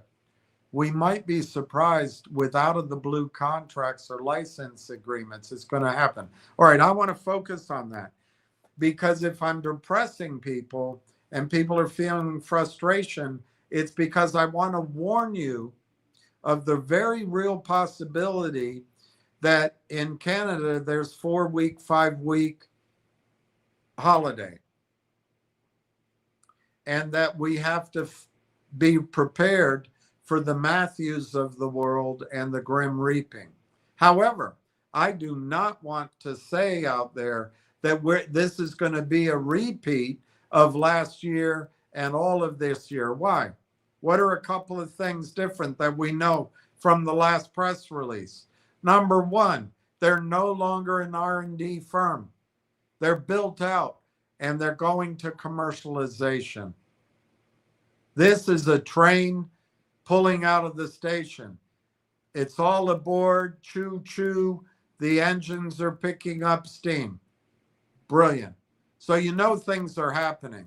Secondly, in that announcement, they talked about WSI. This is a brilliant, genius plan on the part of Corey, in my opinion. Takes 30, 60, 90 days for the sales cycle. He's starting in July. While everyone else is on vacation, he's going to be working his ass off with everyone else at Railtown and with the introductions from a global, massive global WSI firm. And they're going to come next year, September, October, November, and onward with announcements, sales agreements like popcorn. Further, I believe that the government has tightened up everybody through the application period, which ended June 1. If there's any government funding going on, remember Dr. Tom Core? That's what he has done for most of the heart of his career. Dr. Tom Core is the director of corporate development. He founded the Railtown AI Partners, the AIP. What if Railtown is getting funded and the AIP network are getting funded? It's just been held up in the government. What if that could announce anytime? What if we're waiting on funding? What if we're waiting on funding for data centers from the Canadian government? And if you look it up, and I'll give you one connection. I don't know exactly how it works, but Mark Carney, PM, who started this AI for All, and it started with the meetings in November of the Gang of 28, whatever they call it. Mark Carney comes from a company called Brookfield Investments. It's like the president coming from BlackRock. Of course, here we just get the Secretary of Treasury or the advisors around the president are from Apollo and the rest of them. But Mark Carney is putting together all the funding in the government. Brookfield's there. What is Brookfield's role? Brookfield funds infrastructure. They fund data centers. I don't know if they're certainly not funding TELUS. TELUS can't get out of the way of a cat running in front of it. But I don't know what's going on.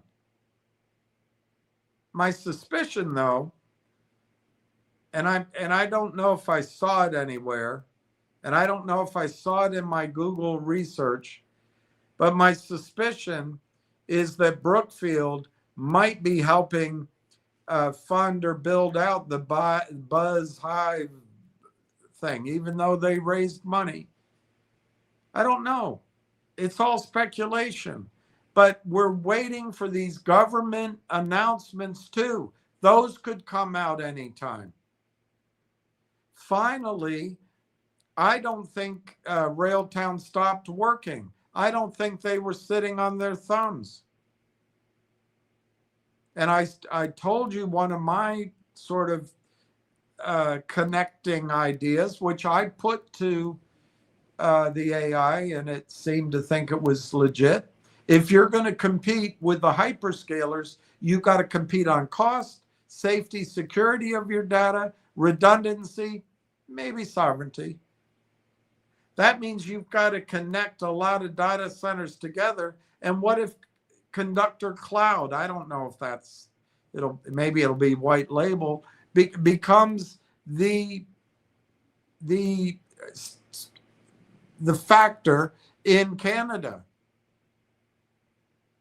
But what if it's waiting on the government? What if it's waiting on TELUS or the Buzz? But listen to what else it could be waiting on. And what Neil is suggesting, to put a network together which is redundant and meets on cost and meets on security and safety and depth and power of GPUs that matches Microsoft. Read between Neil's line there. We might be surprised with out of the blue contracts. What contracts? My guess is, if my idea of a conductor cloud makes any sense, it would be other data centers. You've got to put a network together if you're going to provide an alternative to the big hyperscalers. Makes sense to me. You know where else contracts and license agreements could lead you? Like Lily Clemente used to say, go global, go global, global, sovereign. And I'm telling you, even though it's not showing up on the Wall Street screens, Zaid Atufat Shamsi built the NVIDIA stack. And if these Vera Rubins come through, as Ward's told me, are at multiples higher speed, and they're all set up for Railtown to plug into, if the Vera Rubins come and Zaid has anything to say about it, they're going to be at Rimouski and Kamloops, but the word is going to spread like wildfire. And there could be contracts globally or licensing. And just because I'm cautioning you that it could be 5 or 8 weeks of vacation time up there, business goes on. Business goes on. And as soon as, here's the thing, going back to Matthew's obtuse comment, I feel like we've been in what I would describe as a quiet period since February 11th last year. If you want to call it blackout, if you want to, you know, get anal about it, fine. But I think it's changed. We've got 2 announcements that came out essentially at the beginning of July. It's changing. The company's going into commercialization. It doesn't have anything to hide about its development anymore.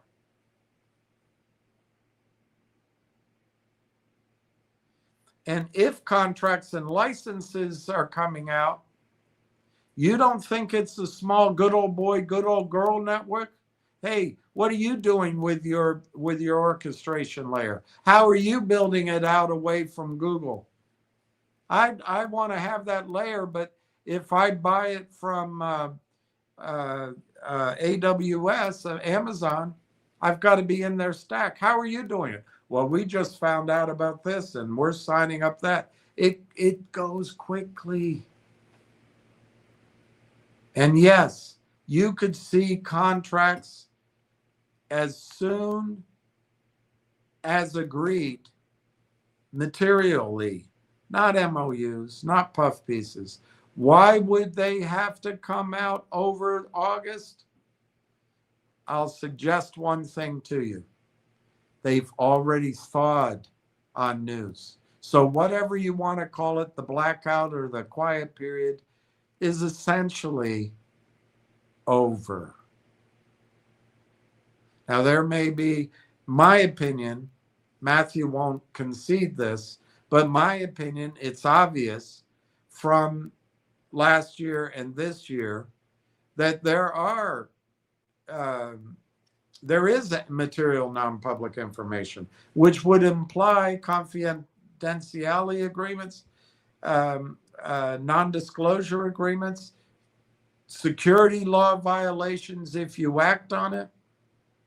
Just the government funding. They probably said you can't talk to anybody or we're going to pull it. It seems fairly obvious. So I think for many of the reasons that I say that the vacation is coming up, that's also a catalyst to get that news out.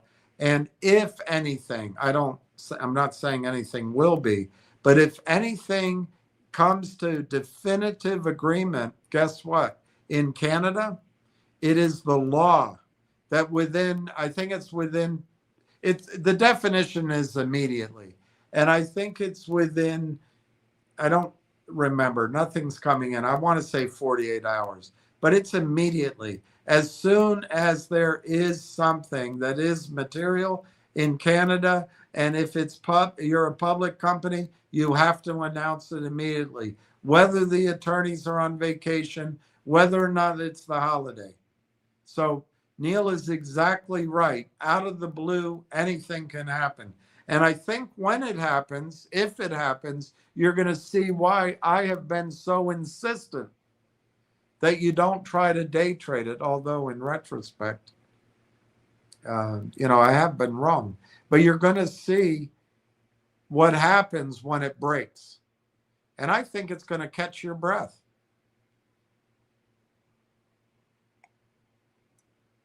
All right, I'll move on. Unknown Stuntsman, I told you about those shares. Okay, I won't add them. Thank you. KYP, hey Billy. KYP, pretty young thing. I can't. It's been so many years since I heard that song. I can't get it in my head. Neil Gondek, Dr. Tom Core is well connected, the best, and I expect a news release will confirm Railtown is eligible for X amount of funding. Is it Railtown or is it the AIP network, and does it really matter? Does it really matter? And that's amazing information if it's information, but if Railtown gets, let's call it federal funding, I don't know if any of it's provincial, but if Railtown gets some funding or the partners, the network affiliates, I think it's going to change how the company is seen by the screens. Right now, Railtown is invisible. Nobody on Wall Street searches through companies by hand anymore. It's all done by computer. Railtown currently is invisible. Once it receives, if it receives, and if there's a news release, and if the news release changes the description And if the funding is for Railtown and it comes from the government, whoo, it's going to change everything. And I'll tell you what, the high frequency trading people who are hoping they can get the stock and keep it down long enough that the company runs out of money, so the company will have to take financing at a low price and then dilute it and they can get out. They're going to be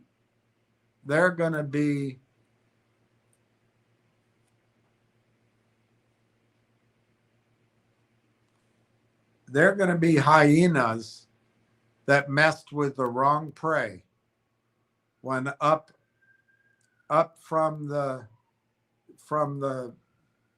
swell comes 2 or 3 lions, conductor, Railtown, and rail engine, to come in and kill the hyenas who are taking and threatening whatever the prey was on the Serengeti.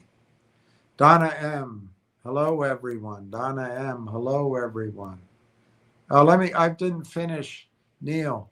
Dr. Tom Core is well connected, and I expect a news release that will confirm Railtown is eligible for a certain amount of funding.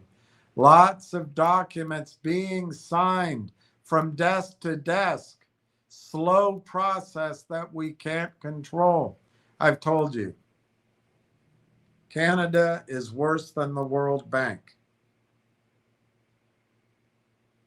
Everything up there moves S L O W L Y. And it's exactly right what Neil's talking about. Lots of documents, which means agreements have been made, documents being signed. And remember, documents in agreements. Let's, for example, say, Neil, I'm riffing here. I don't know anything. But let's say there is funding for Railtown from the government. What have we learned? We've learned that it has to go through a company like Digital.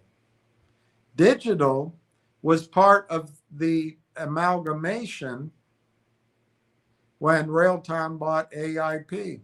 Well, Digital, who's very familiar with Dr. Tom Core, Digital could be the consortium front that gets the funding for Railtown.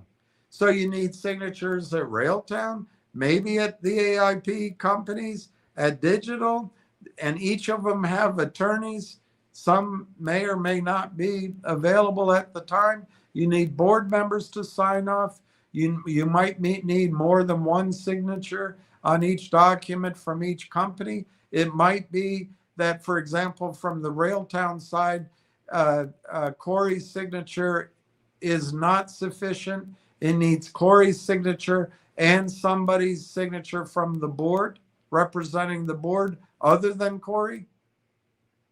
It's a lot of signatures. I agree with Neil, but take away the best thing. If it's being passed around for signature, the documents are written.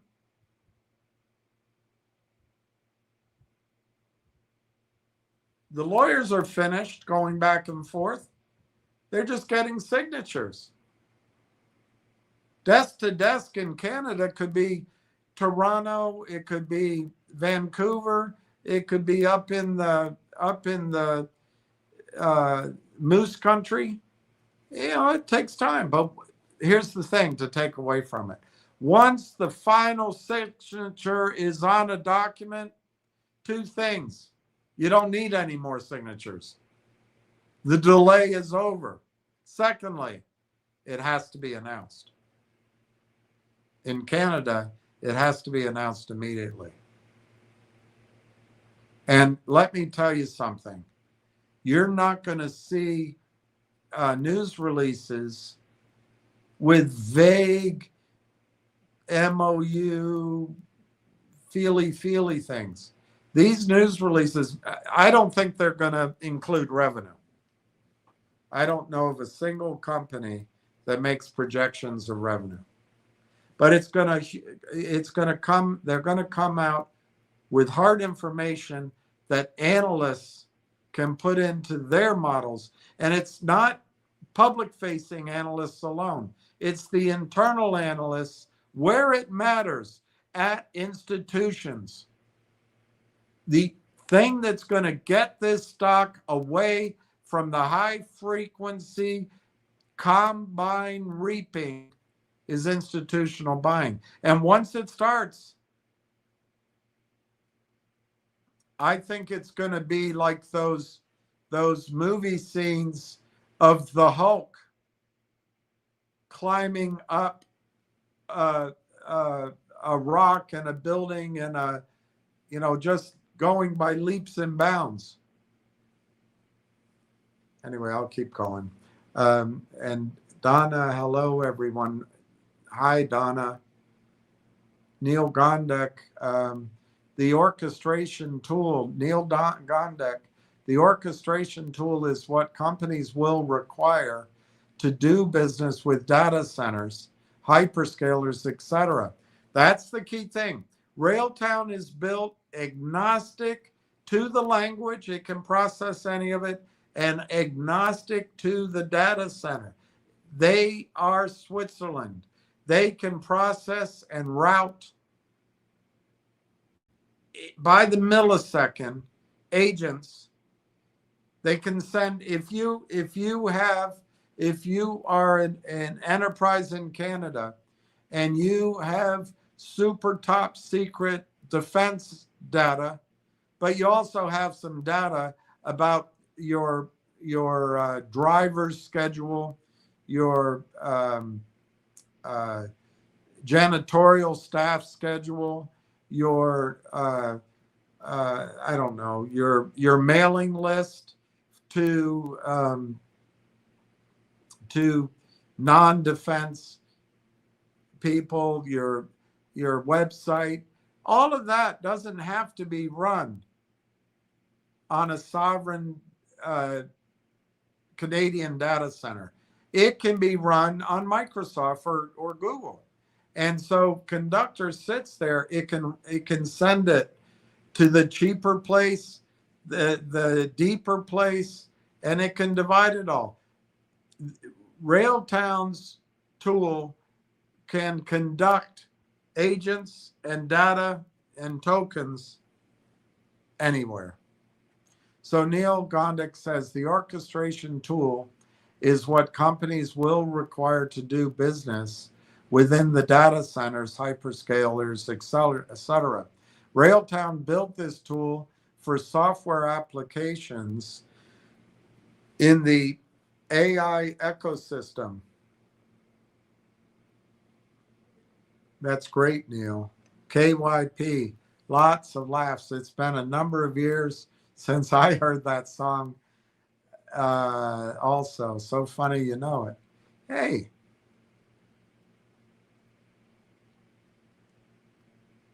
KYPYT. I can still remember my girlfriend came over. I was all dressed up to go to his concert, and she came over with a head of steam about something.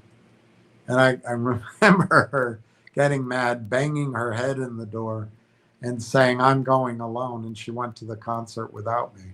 So I never got to see him. But I think that was on the album with Thriller. I think it was, but I'm not sure. If I'm wrong, don't get mad at me. But when I heard Billie Jean, "It's Not My Girl," I had borrowed a roommate's car to do something, and I brought my it was probably not a CD. It was probably a cassette tape. but I brought it with me and I played it.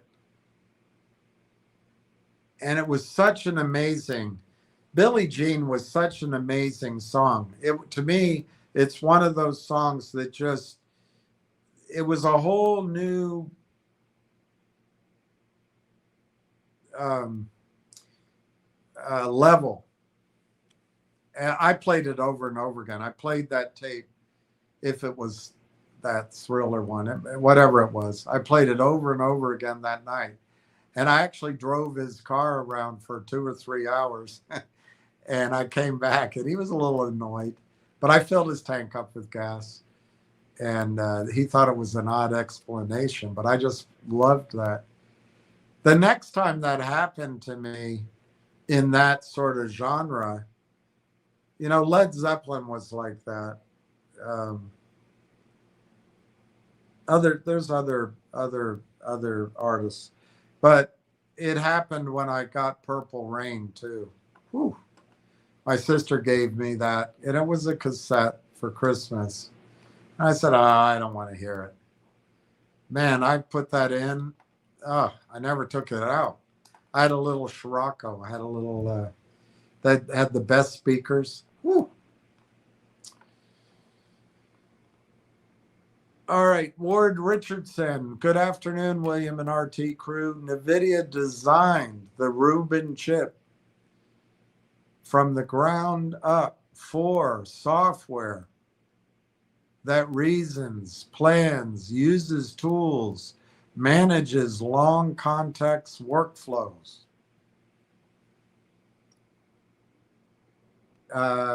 Ricky Brogan, Justin Babish, congratulations. I love it that everybody supports each other. KYP, yes, Billy, nothing like Prince. Oh, I actually got to see him, but particularly that album and other music of his, he got very prolific. So I have to say, some of it got a bit redundant. It's like the first time I heard Tom Waits. I'm not sure you. He's an acquired taste, but I was in love. We're at a bar, the girl's buying drinks, and we get back to her place, and she puts it on, and I'm like, oh my. And then every time I went to the bar, I would listen for it. And Tom Waits was a revelation, but then he got prolific too. So anyway, Prince on that album, Purple Rain, to me was just a breakthrough. But some of the other music too that people didn't like. I liked, was it called Nicky, Little Nicky? About reading a magazine. I thought that was great. I loved When Doves Cry. Just amazing. And of course, Sinead O'Connor sang his song. And I'd have to say she did a very good job of it, but it was his song. Nothing Compares to You. I think that was a different album, but I don't know. Maybe it was. It's been so long. Now everything is broken up. My ear, like if I hear a song, Rod Stewart's another one. When I first heard Maggie May, I bought the album. I would play that over and over again. And your ear is ready for the next song. But now nobody has that pleasure anymore because nobody plays albums. And I lose track now because you hear everything out of sequence. But nothing like Prince. I know. O'Connor was a bad sister, yeah. She, her voice was amazing. I used to ask people who did the best version of Don't Cry for Me, Argentina. Everybody tells you Madonna. Everybody. It's not true. It's Sinead O'Connor. All right, let me try to read anything to help push your knowledge forward.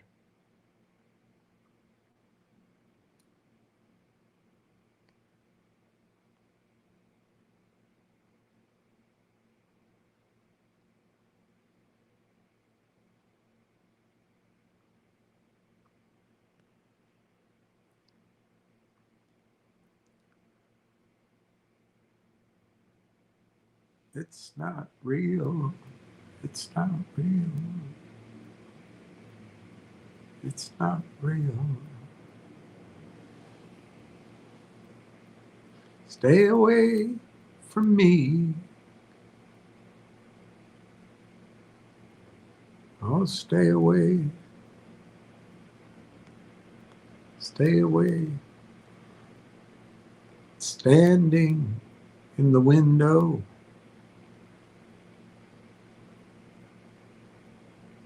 Standing in the corner. I see your face in the window. It's not real. It's not real.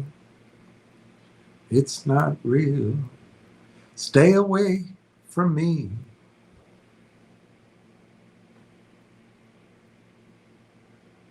All right. We are going to start with a new question, new topic, and we're going to try to teach y'all something new. And hopefully, this is going to be worth it. All right. All right. Here it is. Question. Here's the question.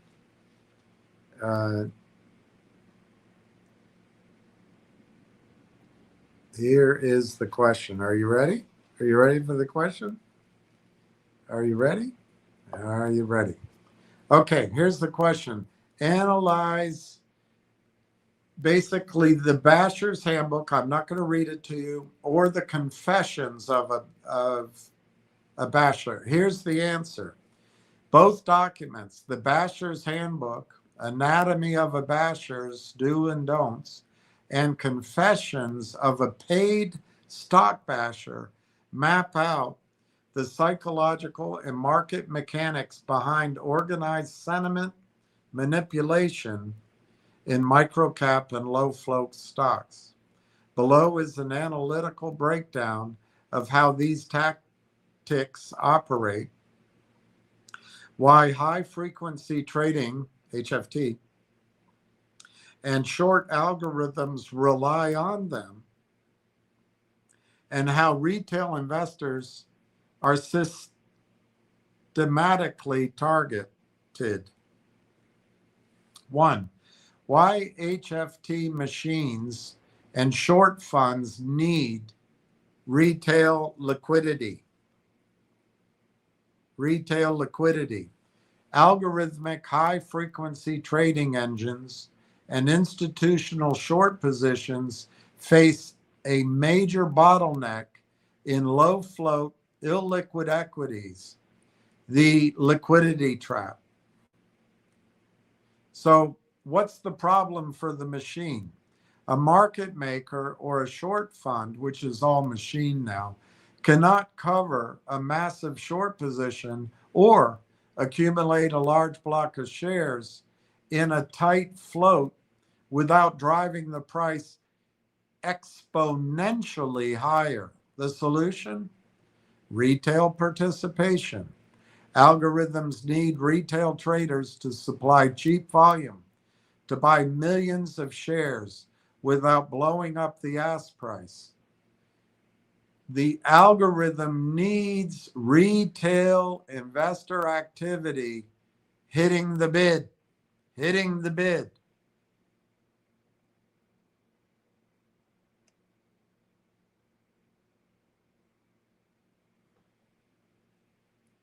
Two, deconstructing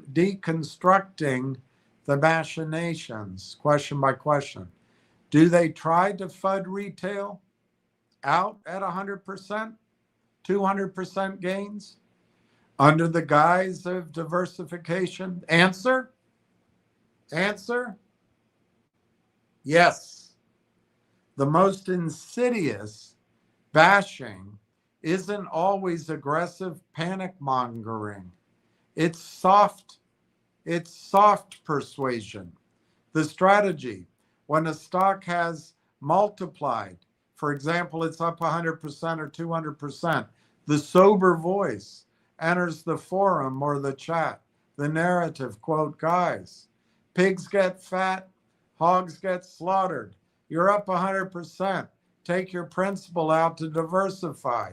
Don't be greedy, unquote. The goal? They frame selling as, quote, prudent risk management to trick disciplined retail traders into handing over their tight float shares just before a major catalyst or a continuous rally, thereby supplying the high frequency trading engines with shares needed to cover or accumulate. That's number 2. 2A. 2B, do they start fights to make positive commentary look like personal drama? Yes. Yes. This is a core rule from the Basher's Handbook. Quote, identify the boards, like a board like YouTube or a comment board, a community board.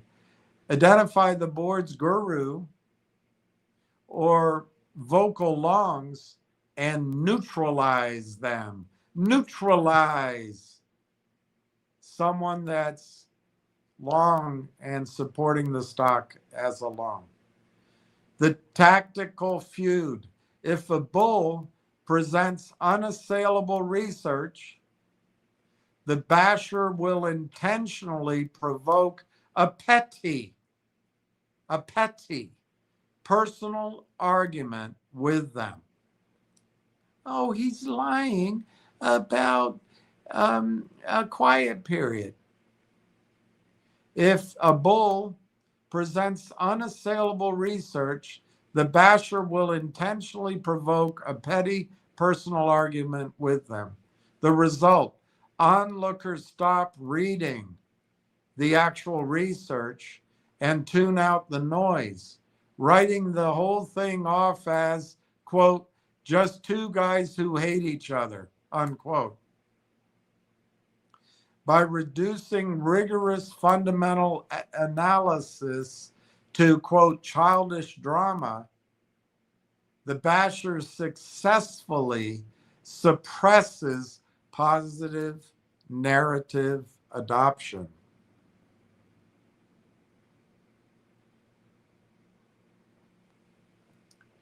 Do guys on X, Discord, and Telegram start channels to seem, quote, friendly, qualified, and fair, unquote? Yes.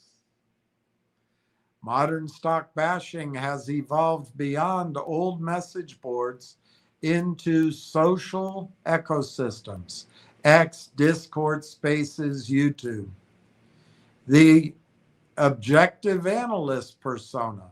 They set up polished channels, post technical charting, host live streams, and build rapport by giving, quote unquote, fair advice on general market trends. The Trojan horse. Once they establish trust and a follower base, they drop subtle, highly targeted FUD, fear, uncertainty, and doubt. It's called seed planting about the specific stock their group is shorting or trying to accumulate. Do they deploy cohorts and packs, wolf packs almost, bullying, sober or frenetic, to create FUD? Answer, yes, they do. The Basher's Handbook explicitly advocates using multiple aliases and coordinated packs. The good cop, bad cop routine, the bully troll, the bully slash troll, posts inflammatory, frantic means to incite panic selling. The sober observer replies to the troll saying, look, he's being rude, but he raises a valid point about the debt. The illusion of consensus. When 3 or 5 accounts, often controlled by 1 or 2 people, agree that a stock is heading lower, retail traders perceive it as organic market consensus rather than orchestrated manipulation.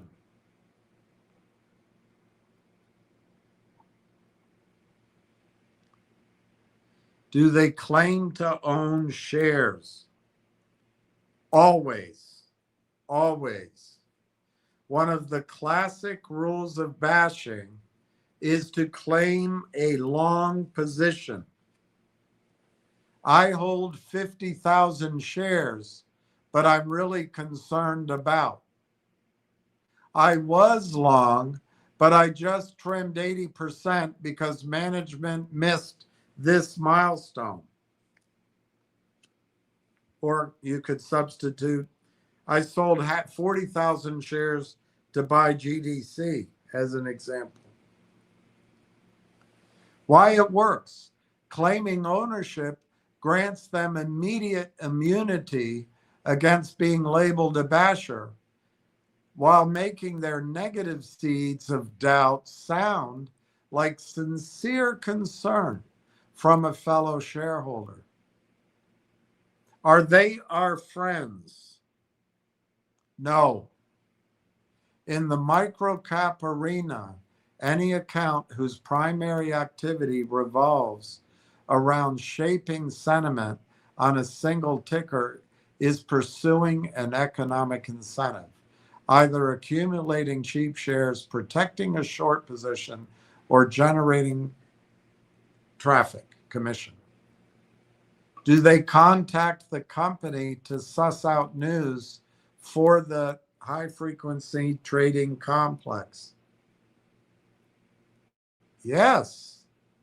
The Basher's Handbook explicitly advises, quote, encourage people to call the company and build relationships with investor relations or management. It's reconnaissance. Bashers will call IR posing as large private investors to gauge tone, test boundaries on upcoming catalysts, or identify quiet periods if they can, which goes into the whole anal retentive debate we've had. But they call up. Could people be doing that with the CEO? I'll leave it to you. HFT alignment, any leak or subtle hint regarding financing delays or regulatory timing is immediately fed back to trading desks to front end the market movement. In other words, they're staying in contact with the CEO to make sure there isn't some surprise that's going to bite the tail of the continued combined HFT reaping. And people always fall for it because most people are good. Do they weaponize boilerplate filing language like going concern? I didn't ask it that way. Do they weaponize boilerplate filing language like going concern? And I'll ask you where you heard that from. What's the answer? Yes. Yes. Rule number 2 of successful bashing is, quote, use 10% fact and 90% suggestion. The tactic, almost every early stage pre-revenue exploration or biotech company carries a standard, quote unquote, going concern clause in its quarterly filings. The weaponization. The basher extracts this standard legal disclaimer and frames it as an imminent emergency. Quote, did you see the 10Q? They literally said they might go bankrupt next month, exclamation point. They leverage retail laziness, knowing few retail traders actually read or understand financial disclosures.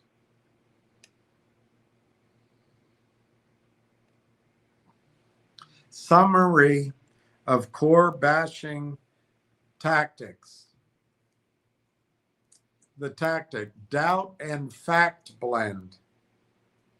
Take 10% true corporate facts and wrap them in a 90% fearful speculation. The psychological trigger, confusion and uncertainty. Tactic, the fake long persona, claim to hold shares while expressing, quote, deep concern. The psychological trigger, betrayal and disillusionment. Targeting the bullish gurus is a tactic. Objective, start personal fights. Objective, start personal fights with key advocates to discredit their data. Psychological trigger, fatigue and apathy. Fatigue and apathy. Tactics, sober diversification pitch. Objective, encourage selling at 100, 200% gains to harvest tight float shares. They want your shares. Psychological trigger, greed containment and a false sense of safety. Tactic, multi-account tag teaming. Use multiple handles across X, Discord, and other forums to simulate consensus. The psychological trigger, bandwagon effect. So the takeaway for investors, bashers rarely attack dead or worthless companies. As the Basher's Handbook notes, bad stocks don't need bashers. They collapse on their own. Heavy organized bashing is often a proxy indicator that a stock has a tight float, that a stock has high potential, or that a stock has significant short exposure. And remember, the data doesn't tell you because it's all in the dark pools. The focus on primary sources, that's what you should do for investors. Focus on primary sources. Focus on good due diligence, which you've done. Ignore forum commentary regarding SEC filings, quote, going concern disclaimers or warrants. Read the filings directly or consult qualified financial analysts, which you all are becoming. You're not qualified, but you're becoming pretty darn good analysts. Mute the noise. Investors should mute the noise. When forum handles engage in personal attacks, logical fallacies, or constant shift of narrative, recognize it as an operational tactic designed to wear out your conviction.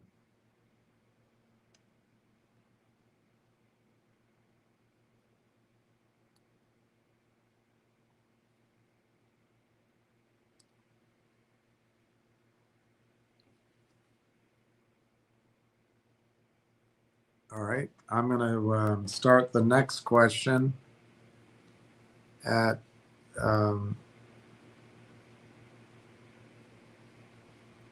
oh my, it really hurts. It really hurts. My stupid. It's at the end of the thing. All right, next question.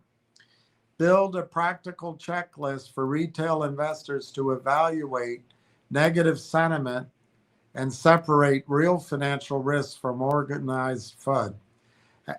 Evaluating market mechanics and focusing on portfolio protection. Here's the structural framework to help you filter through the noise.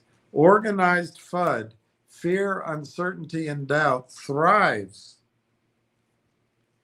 on the gap between emotional perception and verifiable data.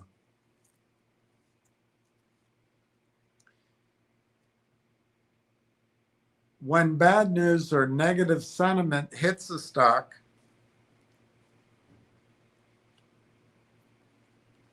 you own or are researching, run it through this 4-tier checklist before buying or selling, before taking action. So let's go through it. The retail FUD filter checklist. Try to say that several times.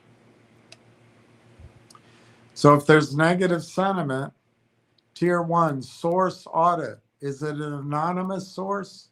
The FUD risk is high. Is it a verified regulatory disclosure? The real risk is high. Tier 2, disclosure and filing verification.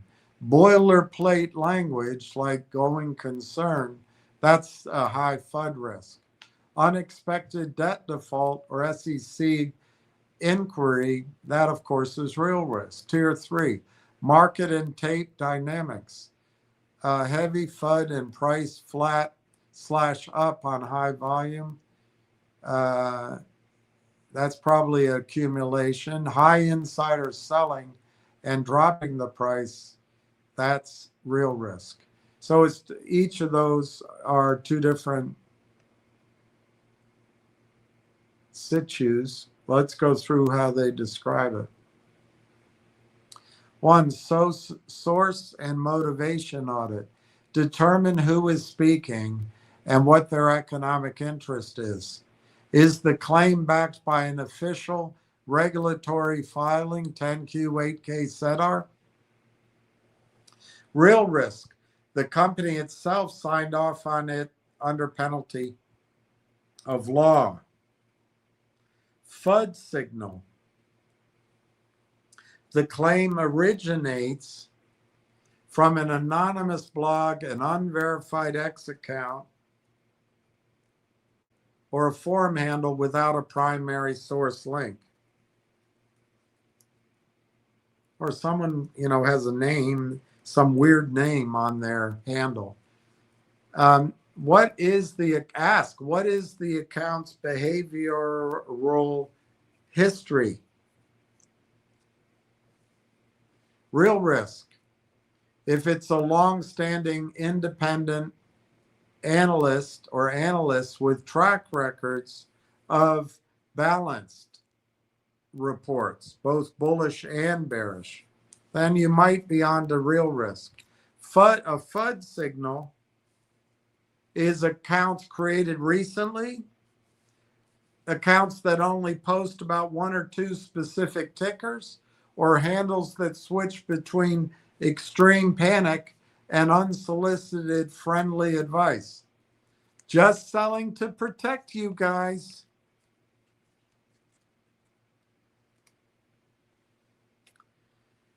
Does this, and another question, does the source claim to hold a position, quote, for protection? The FUD signal, the concerned long. If an account constantly posts negative narratives while claiming to hold a large long position, they are usually attempting to suppress price to buy cheaper or shield a hidden short position.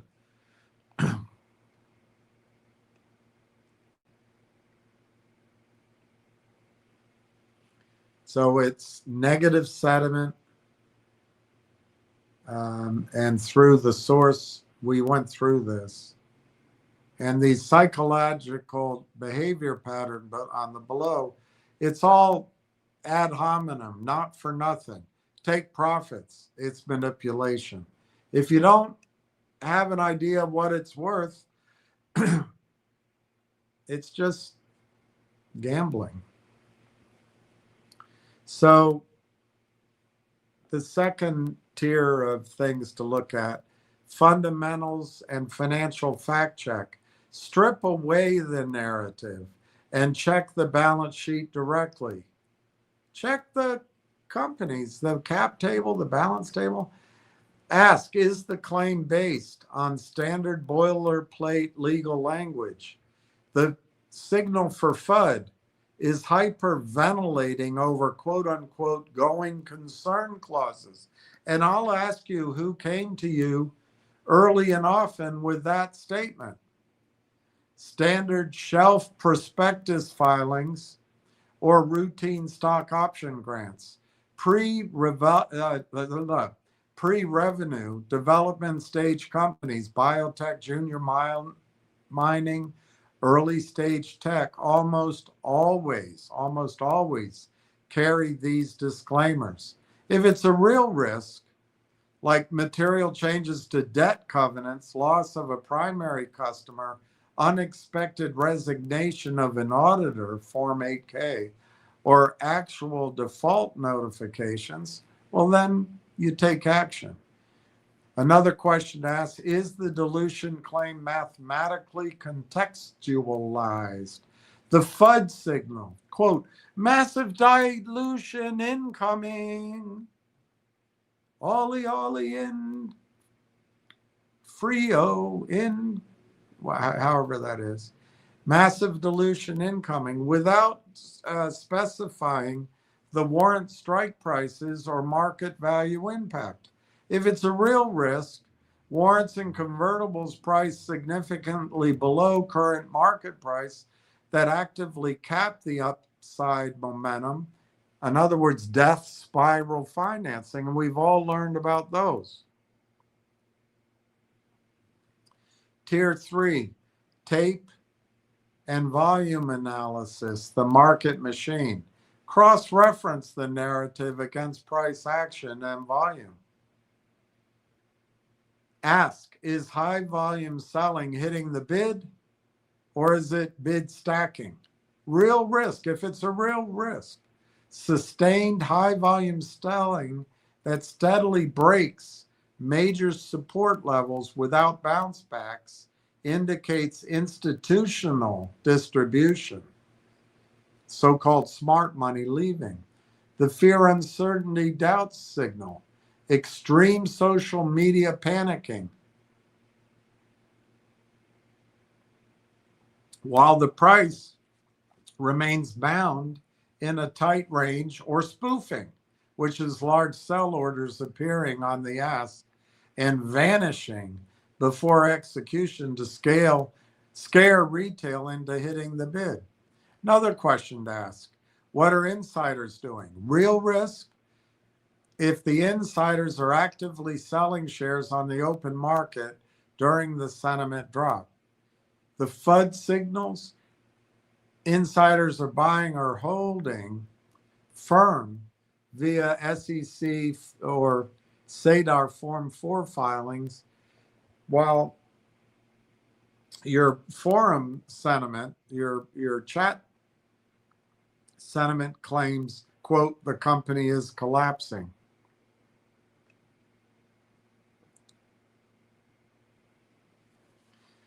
So tier 4 that you should go through in your head is the psychological and tactical red flags. Identify the specific manipulation tricks outlined in classic basher playbooks. Is the argument focusing on personalities rather than data? The fear, uncertainty, doubt signal. The negative poster is repeatedly starting arguments with prominent long bulls to turn research threads into toxic, unreadable drama. Another question, is the tone framing profit taking as prudence?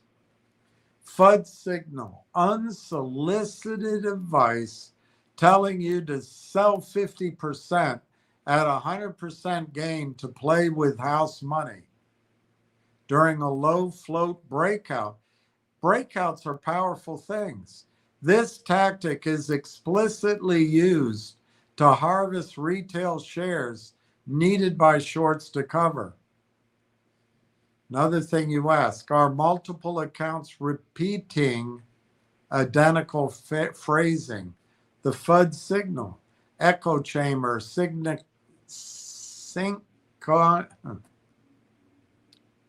synchronization across Discord, X, and stock boards use identical talking points within hours of each other.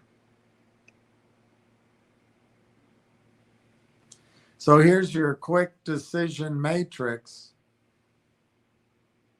If you see it on an 8K, or if there's an auditor resignation, that's a real risk, and you probably should consider selling. If you see going concern in early microsafe catch 10Q, that's just noise. That's organized FUD. Go ahead and verify the cash runway. Ignore the panic. Personal attacks on bullish researchers, that is manipulation, is tactical manipulation. Mute the user, focus exclusively on the filings. Heavy negative sentiment during tight range price consolidation, which is kind of where we are now. They're having, they're having the hard time getting the stock down. Short accumulation shakeout. Hold to the thesis if fundamentals are intact. Do not hit the bid.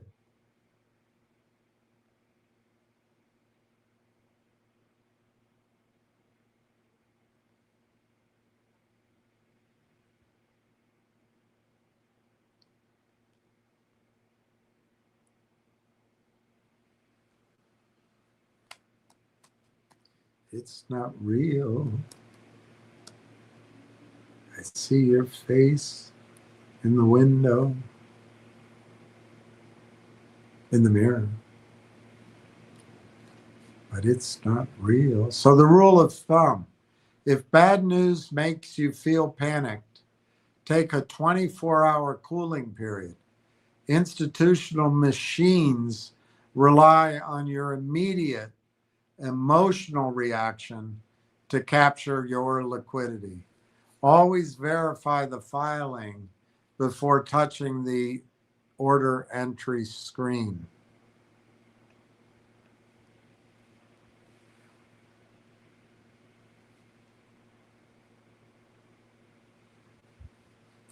So continuing on this theme, what if a guy started with AMC or GME and still harps on those names for capital allocation? Trust him? Short answer, no. You should be extremely cautious. If not, entirely step away from taking financial management or capital allocation advice from anyone still treating AMC and GameStop as core structural pillars of a portfolio. Understanding the distinction between a one-time speculative event and a repeatable investment strategy is critical for evaluating financial guidance. The research analyst perspective, fundamentals versus narrative. In 2021, AMC and GME were extraordinary technical short squeezes driven by record short interest, low liquidity, and coordinated retail momentum, and maybe other things. Today, the fundamental realities of both businesses tell a very different story. AMC Entertainment, the reality. AMC has engaged in massive, continuous share dilution for years to pay down its pandemic era debt pile. The arithmetic. While box office revenues periodically bounce back during blockbuster releases, the sheer volume of the newly issued shares means your ownership percentage per share is a fraction of what it was in 2021. Raising capital through equity dilution saves the company from bankruptcy, but it dilutes per share value for long-term holders. Treating AMC as a growth allocation ignores severe structural debt and equity overhang. GameStop, the reality, credit where it's due. Management capitalized the meme surges to raise billions in cash, drastically strengthening its balance sheet and eliminating debt. The problem, GameStop's core brick and mortar video game retail business faces relentless secular headwinds as gaming shifts entirely to digital downloads and cloud platforms. It has essentially become a cash holding corporate shell looking for a viable pivot. Holding cash is safe, but holding cash inside a retail business model without a high margin operating core is not a high conviction growth engine for wealth creation.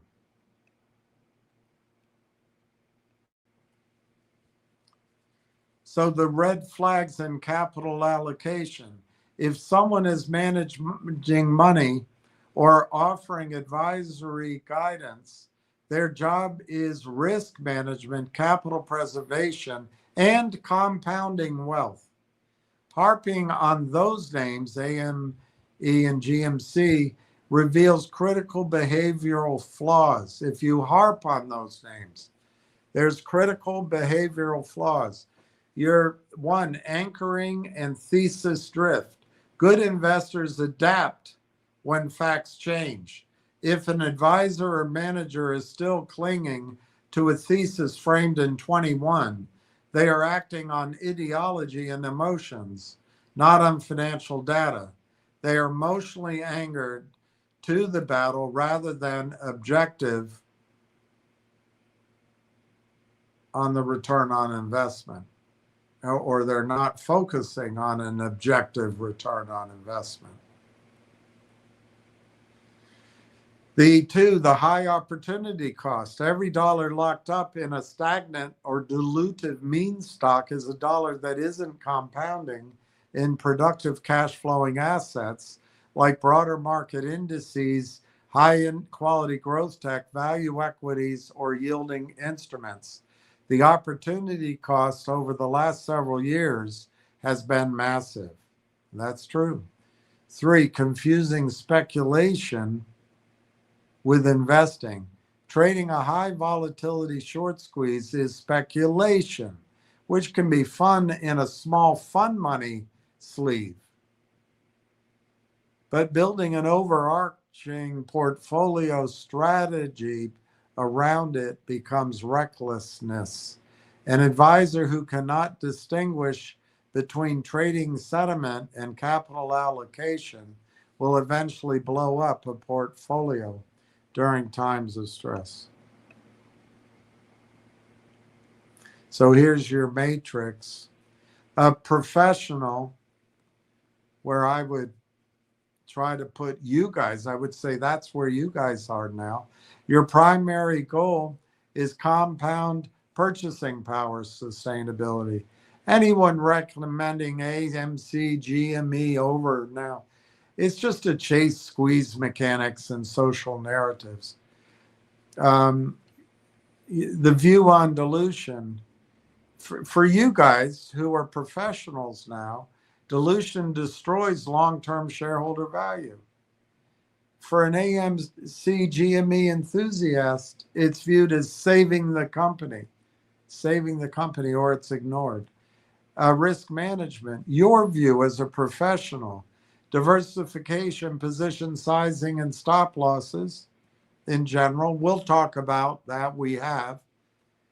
But AMC GME enthusiasts, I don't know what HODL means, but you just diamond hand it regardless of downside momentum. Adaptability to a professional. You change your mind when the filings convict with your thesis, and you do it instantly. We haven't seen any evidence of that. But an AMC GME enthusiast ignores filings, blames external market manipulation. So the bottom line, someone who started in 2021 with AMC GME got a trial by fire introduction to market mechanics, order flow, and short interest. But if they haven't evolved past those two tickers, they haven't learned how to analyze business or manage risks. They've just joined a financial community. Do not trust them with your capital.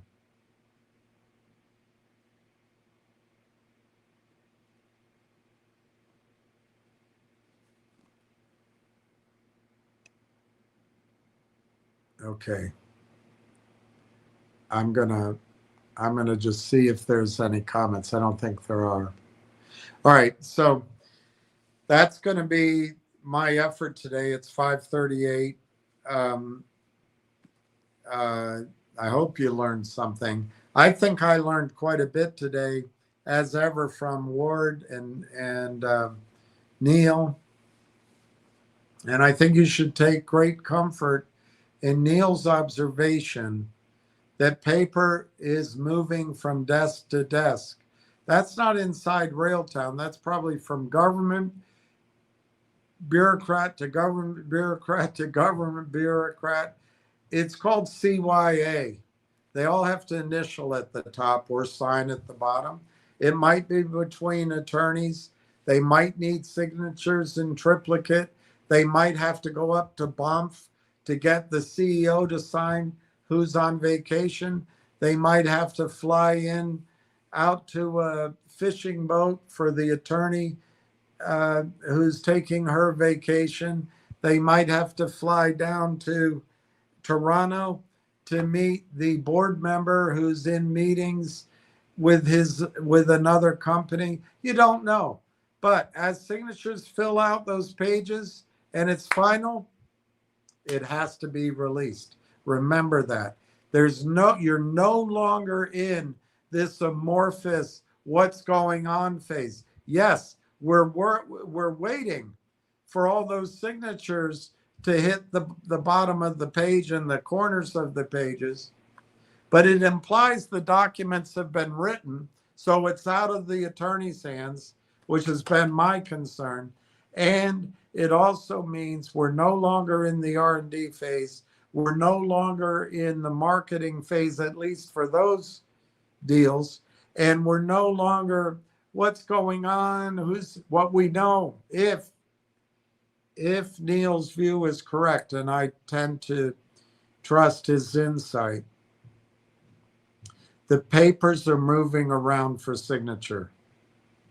And in Canada, signature means immediate public release of the news. I don't know if it'll lead to institutional buying, but the more that's released, which is what my theory is, my thesis, once we've already had 2 news releases, and it's just going to gain momentum from there. Once another one comes out, another one, and another one, and another one. And what we're looking for is institutional buying. I would also go with Neil's observation, it could surprise you out of the blue. And in fact, the stock price could go up with no rational reason. And you're going to go, why the heck is it going up? Repeat with me, institutional buying or concentrated, I guess, retail buying, but it'll more likely be institutional buying. All right, with that, I'm going to sign off. I wish each of you well. We've got to continue praying for peace in the world, and we'll catch you down the highway.